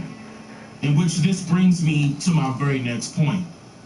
The biggest portion of their agenda was the abominable sabotaging of the indigenous Niji's history, legacy, languages, culture, and heritage systematically. So of course they couldn't pull this task off on their own. So they implemented a methodology format based solely on the scientific concepts of eugenics. According to the National Archives, the term eugenics was coined by a British natural scientist and explorer named Francis Galton in the year of 1883. Now, there are two sides to every coin, so I'll be sure to flip each side over and I'm not theoretically speaking here. Eugenics was implemented to help improve one selected group of people and their future generations to come, to overtake and oversee yet another set group of people and their future generations by way of extermination of their mindsets. This rabbit hole goes much deeper than one may assume. Allow me to simplify the explanation of this paramount method utilized by the likes of your industrialized institutions throughout America still to this very day. Eugenics literally changes everything that any person was ever taught of or even thought of previously before this selection was carried out upon him or her. According to Francis Galton himself, this system would allow, quote, more suitable races or strains of blood a better chance of prevailing speedily over the less suitable, end quote. Galton was heavily influenced by the likes of an English naturalist, biologist, and the first ever self-proclaimed documented bigoted genealogist, Charles Darwin. Darwin single-handedly developed the controversial theory of human evolution, which was his belief that man came from monkeys, and then his system of natural selection, which included a heavy flux of racial derogatory. Since 1859, that's when Charles Darwin introduced Origin of Species by natural selection and the favored human races. Did you know that today they only report half the title that Charles Darwin wrote? His title had to do with favored human races, assigning supremacy to the Aryan race, all others being inferior. How many knew that? Only a handful. His book was racist, and that was the basic purpose for writing it. During the early 1900s, the social engineering aspect of Darwin's theory became popular worldwide amongst many scientists alike, high-ranking politicians, and it even caught the eye of the elitists. More about this in the second installment concerning this topic. But I mention all of this to inform you that they played a prominent role in elevating the advancement of eugenics, specifically for the sake of their own race, disguised as if this was for the benefit of all humanity at a cost of whatever they desired. They were religiously following this formula or rule, dubbing it as survival of the fittest. In other words, Charles Darwin's theory of human evolution was merely a way to elevate and escalate the implementation of white supremacy and to eradicate those who were of non-pale complexions, deeming it as survival of the fittest, where those who did not meet their racist criteria, motives, and agendas would suffer from a variety of forms of propaganda that was hypothesized to eliminate the opposing race of people. Eugenics is literally a modernized pseudoscience that was based merely on racial discrimination and environmental injustice, socially, physically, and mentally, but became prosperous still due to its popularity of praises from those who gravitated towards inequality and racial estrangement. On the date of September 25, 2008, in a statement made before the Senate Committee on Indian Affairs by Representative James P. Morin, on the grounds of the Thomasina E. Jordan Indian Tribes of Virginia Federal Recognition Act, Morin stated, quote, "This is a travesty that this committee can correct. The second unique circumstance for the Virginia tribes is what they experienced at the hands of the state government. During the first half of the 20th century, it has been called a paper genocide. At a time when the federal government granted Native Americans the right to vote, Virginia's elected officials adopted racially hostile laws targeted at those classes of people who did not fit into the dominant white society. The fact that some of Virginia's ruling elite claimed to be blood descendants of Pocahontas, in their view, meant that no one else in Virginia could make a claim they were Native American and a descendant of Pocahontas' people. To do so would mean that Virginia's ruling elites were what they decreed all non-whites to be, part of the inferior Negroid race. With great hypocrisy, Virginia's ruling elite pushed politics that culminated with the enactment of the Racial Integrity Act of 1924. This act directed state officials and zealots like Walter Plecker to destroy state and local courthouse records and reclassify in Orwellian fashion all non-whites as colored. It targeted Native Americans with a vengeance, denying Native Americans in Virginia their identity. To call yourself a Native American in Virginia was to risk a jail sentence of up to 1 year. End quote. Now, in this statement, he used the term Native American, but the truth is that our identities were changed not from Native American, but from Indian to color. And they were not only jailing people in Virginia for claiming their true identity, but they were also killing them by hanging them from a tree, and in more ways than one that I won't mention, in each state across North America. The biggest bigoted, racist, white supremacist of them all was none other than Walter Ashby Plecker. The Plecker era was truly one of the darkest times for Native people in Virginia. But I think it's critical for us to think about what was the genesis of the ideology that Plecker was a proponent of. And it's really the eugenics movement. The eugenics movement was a pseudo-scientific movement. And we say pseudo-scientific today because we find that the science that they were proposing is not what we today would honor as scientific in any way. The eugenics movement has a direct link to the descendants of Charles Darwin.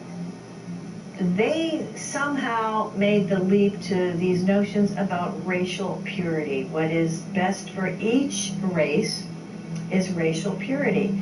Plecker and his friends convinced the Virginia legislature to adopt very restrictive legislation in 1924. It's called the Racial Integrity Act. With this legislation, it was decreed that there were only two possible categories. One is white, which means a person you check that you're white if you have white ancestry, Caucasian ancestry, and absolutely nothing else. The other category is everybody else, and that's colored.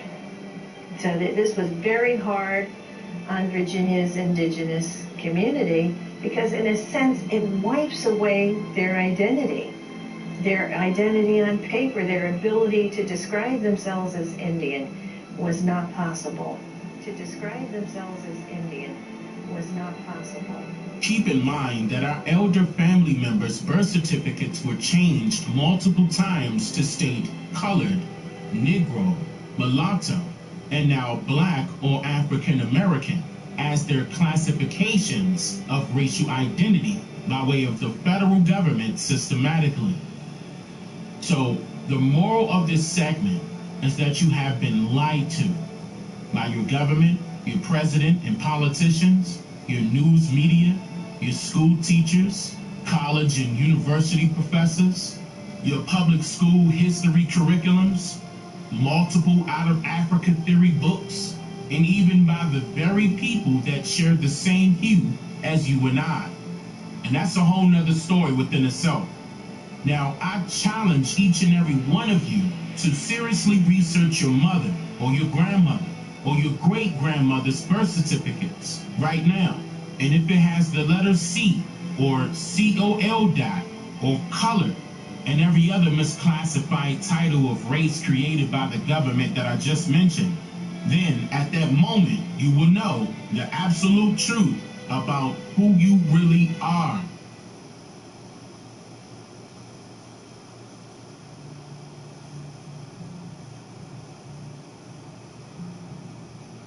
I've been around doing this for a long, long time.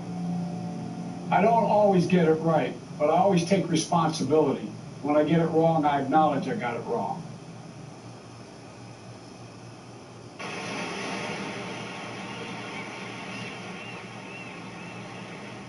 But my overarching objective, if we cannot make significant progress on racial equity, this country is doomed.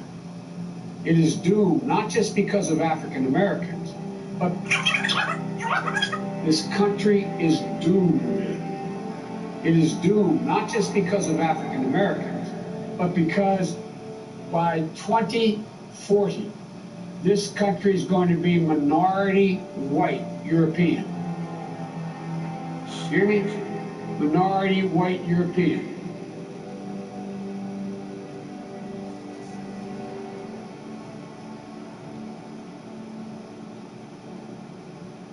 Those of you that say Black Lives Matter, I feel sorry for you.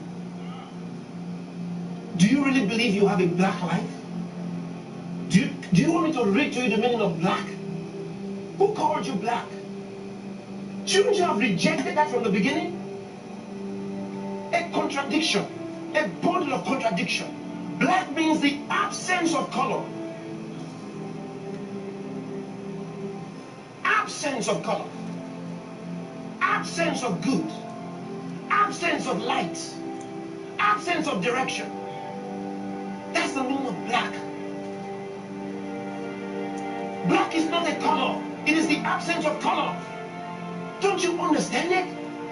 They keep laughing at you as you call yourself black. They keep laughing at you. Open any dictionary, find out the meaning of black, and tell me if you find anything good, and you're not black. You gotta change it the same way. Negro became a racial slur. Black should be labeled a racial slur when it is used in connection with you. Black should be labeled a racial slur when it is used in connection with you.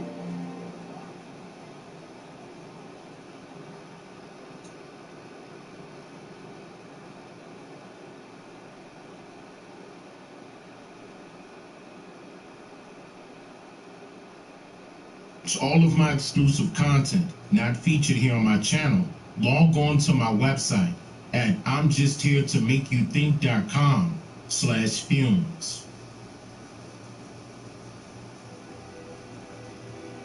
Throughout today's society of America, millions of so-called blacks or African Americans are settling for a complex description of their historical ethnicity based solely on the fictitious thoughts of particular strangers who were assigned with the responsibility of documenting a person's classification of race by the color of their skin in which they see, or their best personal opinion of what an individual should be generally racially classified as.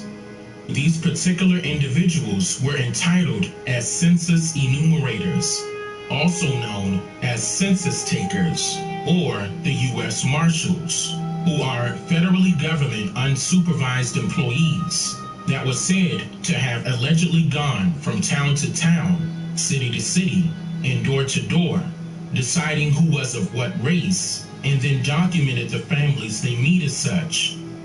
The Marshals, or the census enumerators, had and still has a mammoth amount of influence on genealogy records. In fact, what they informally documented on a sheet of paper was literally based on their individual opinions, and then later deemed as official records that were sacrosanct, leading to hundreds of years of whatever the census takers' ideas of race were officially credited as historical facts of information. So, in simpler terms, These census takers were provided strict instructions by the government to record the ethnic category of various family members based on their perception of the family when they visited. So if you are attempting to find and interpret data about your family's history, these results can be confusing, especially if in one census your family has been recorded under the category all other free persons or slaves, and then free persons of color, then mulatto, and even black.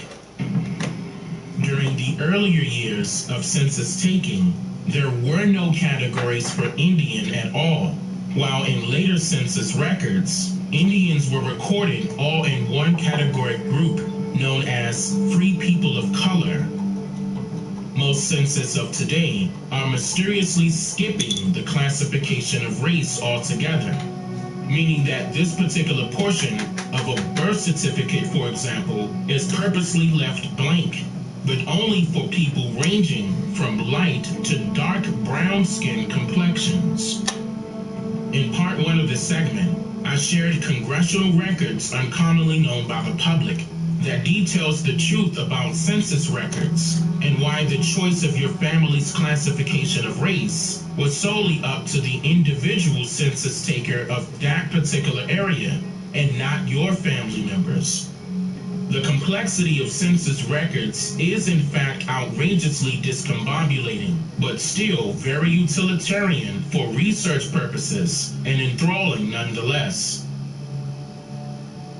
During the early half of the year 1790, Congress assigned full responsibility of census taking to the marshals of the U.S. judicial districts under an act that governed census taking through the years 1790 to 1840. It was then called the 1790 Census Act, having been signed by then President George Washington, Vice President John Adams, and the Speaker of the House, Frederick Muhlenberg, on March 1st, 1790.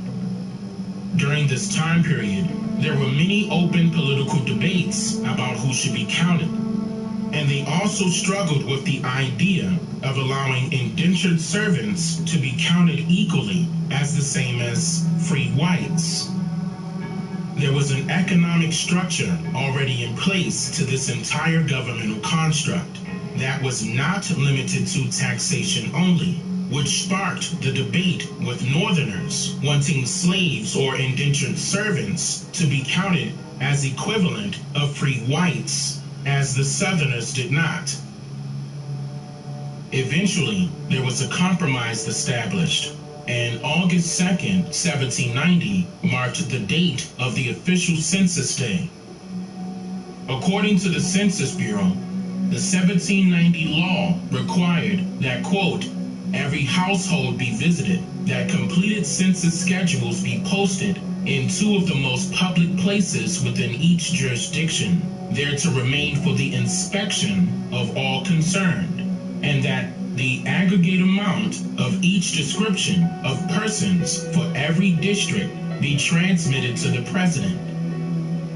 Census enumerators were required to record a total of 6 inquiries in the 1790 census, calling for the names of the heads of each household and the number of persons in each household of the following descriptions: free white males 16 years and older, free white males under 16 years old, free white females, all other free, and slaves. The marshals or census enumerators were instructed to identify free white males by age brackets. It was noted that this tactic was designed to determine the country's industrial and military capabilities, and whoever refused to answer the the enumerators' questions were assessed a hefty fine of $25 at that time. Under the general direction of the Secretary of State, Thomas Jefferson, the marshals took the census in the original 13 states, plus the districts of Kentucky, Maine, Vermont, and Tennessee. Both George Washington and Thomas Jefferson expressed skepticism over the final count, expecting a number that exceeded the 3.9 million inhabitants counted during the close of the 1790 census. So I must ask, what number did George Washington and Thomas Jefferson expect to see at the end of taking the 1790 census? Leave your comments down below and tell me what you think. And what is also important to note here is that there were various census instructions given to the census takers concerning Indians during the early 1790s and even throughout the 1800s that I want to go over with you. Starting in the 1790s, census takers were notified of instructional specifications stating, quote, omitting Indians not taxed, distinguishing free persons, including those bound to service, from all others. During the year 1800, these instructions were slightly adjusted, stating that Indians living off of reservations and not wild should be recorded in the all other free persons column of the census form. The 1800 census classification options were free white, slave, and all other free persons. So we can easily determine that they have added the word persons to the already established category, all other free, which was used in the 1790 census 10 years prior. Interesting enough, the Indians living in the wild, generally meaning plains, and the Indians in the West, or on reservations, were not taxed. But those who were enumerated were recorded in the all other free column in the 1790 census.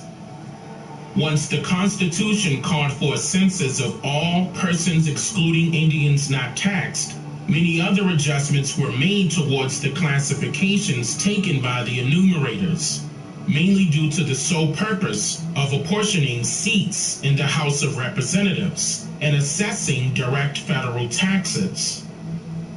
On March 2nd, 1807, then President Thomas Jefferson signed an act to prohibit the importation of slaves into any port or place with the jurisdiction of the United States. This act deemed it unlawful to, quote, import or bring into the United States or the territories thereof from any foreign kingdom, place, or country any Negro, mulatto, or person of color with intent to hold, sell, or dispose of such Negro, mulatto, or person of color as a slave, or to be held to service or labor, end quote. This act came into effect as of January 1st, 1808. Keep that in mind. These familiar terms that I just mentioned, like Negro, mulatto, and person of color, were not used as the official classifications of race on the census during this time period of 1808. In fact, just 2 years later, in 1810, there were very few adjustments made to this third census, making Indians living off of reservations now recorded in the all others column of the census form. This time around, the options were free white, slave, and all other, in replacement for the 1790 and 1800 census option that read all other free and all other free persons. Soon after that, the War of 1812 made American history. It was a war declared by then President James Madison because of the discovery of Great Britain supporting many Indians with rebelling against white settlers squatting in America. This war between the United States and Great Britain lasted until the year 1815, and then 5 years later, the 1820 census made some critical adjustments to the classifications of race on their forms. This time, the Indians that were living off of reservations were recorded in the free colored persons category. Note that this is the very first time ever in history where the census utilizes the term colored. And other options included on the form were free whites, slaves, and then all others, except Indians not taxed.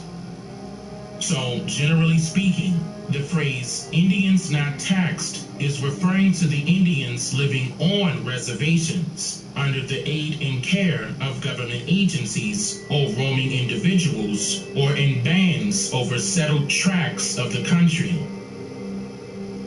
But need I remind you that according to the 1828 Webster's English Language Dictionary, which was 8 years after the census, the noun American is defined as a native of America, originally applied to the Aboriginals, or copper-colored races, found here by the Europeans, but now applied to the descendants of Europeans born in America. Then, the very next year, on March 4th, 1829, Andrew Jackson began his presidency in the White House. Then on February 22nd, 1830, Senator Hugh White proposed a bill from the Committee on Indian Affairs called the Indian Removal Act. According to the Library of Congress, the Indian Removal Act was signed into law by then President Andrew Jackson on May 28, 1830, authorizing the president to grant unsettled lands west of the Mississippi River in exchange for Indian lands within existing state borders. A few tribes were said to have left peacefully, but millions resisted the relocation policy and stayed put throughout the southern lands of America. By the 1850 census, 20 years later, another change took place, whereas the categories for race were now white, black, and mulatto. What is very important to note is that if a person looked light or mid to dark brown skin in complexion and was an Indian, the census takers recorded them as M for mulatto. According to the 1828 Webster's English Language Dictionary, mulatto is defined as, quote, a person that is the offspring of a negress by a white man or of a white woman by a Negro, end quote.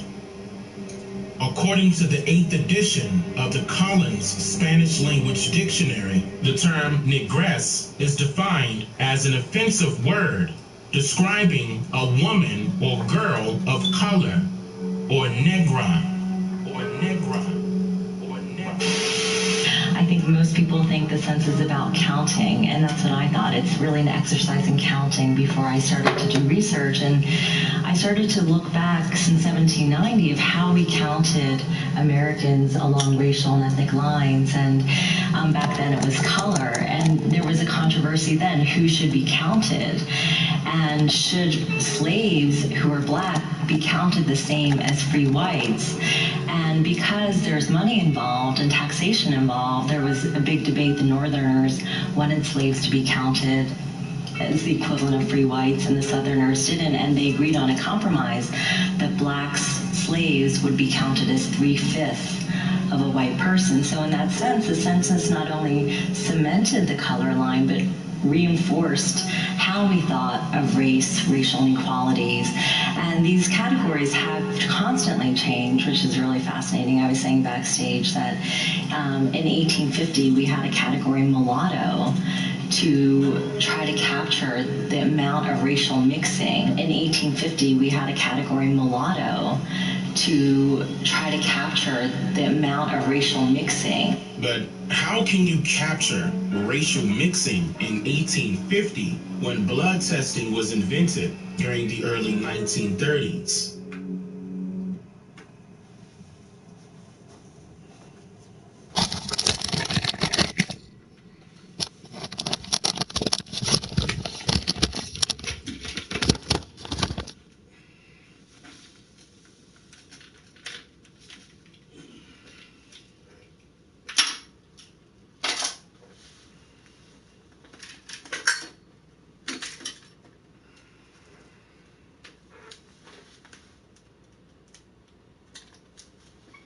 All right, I'm out of here. Peace.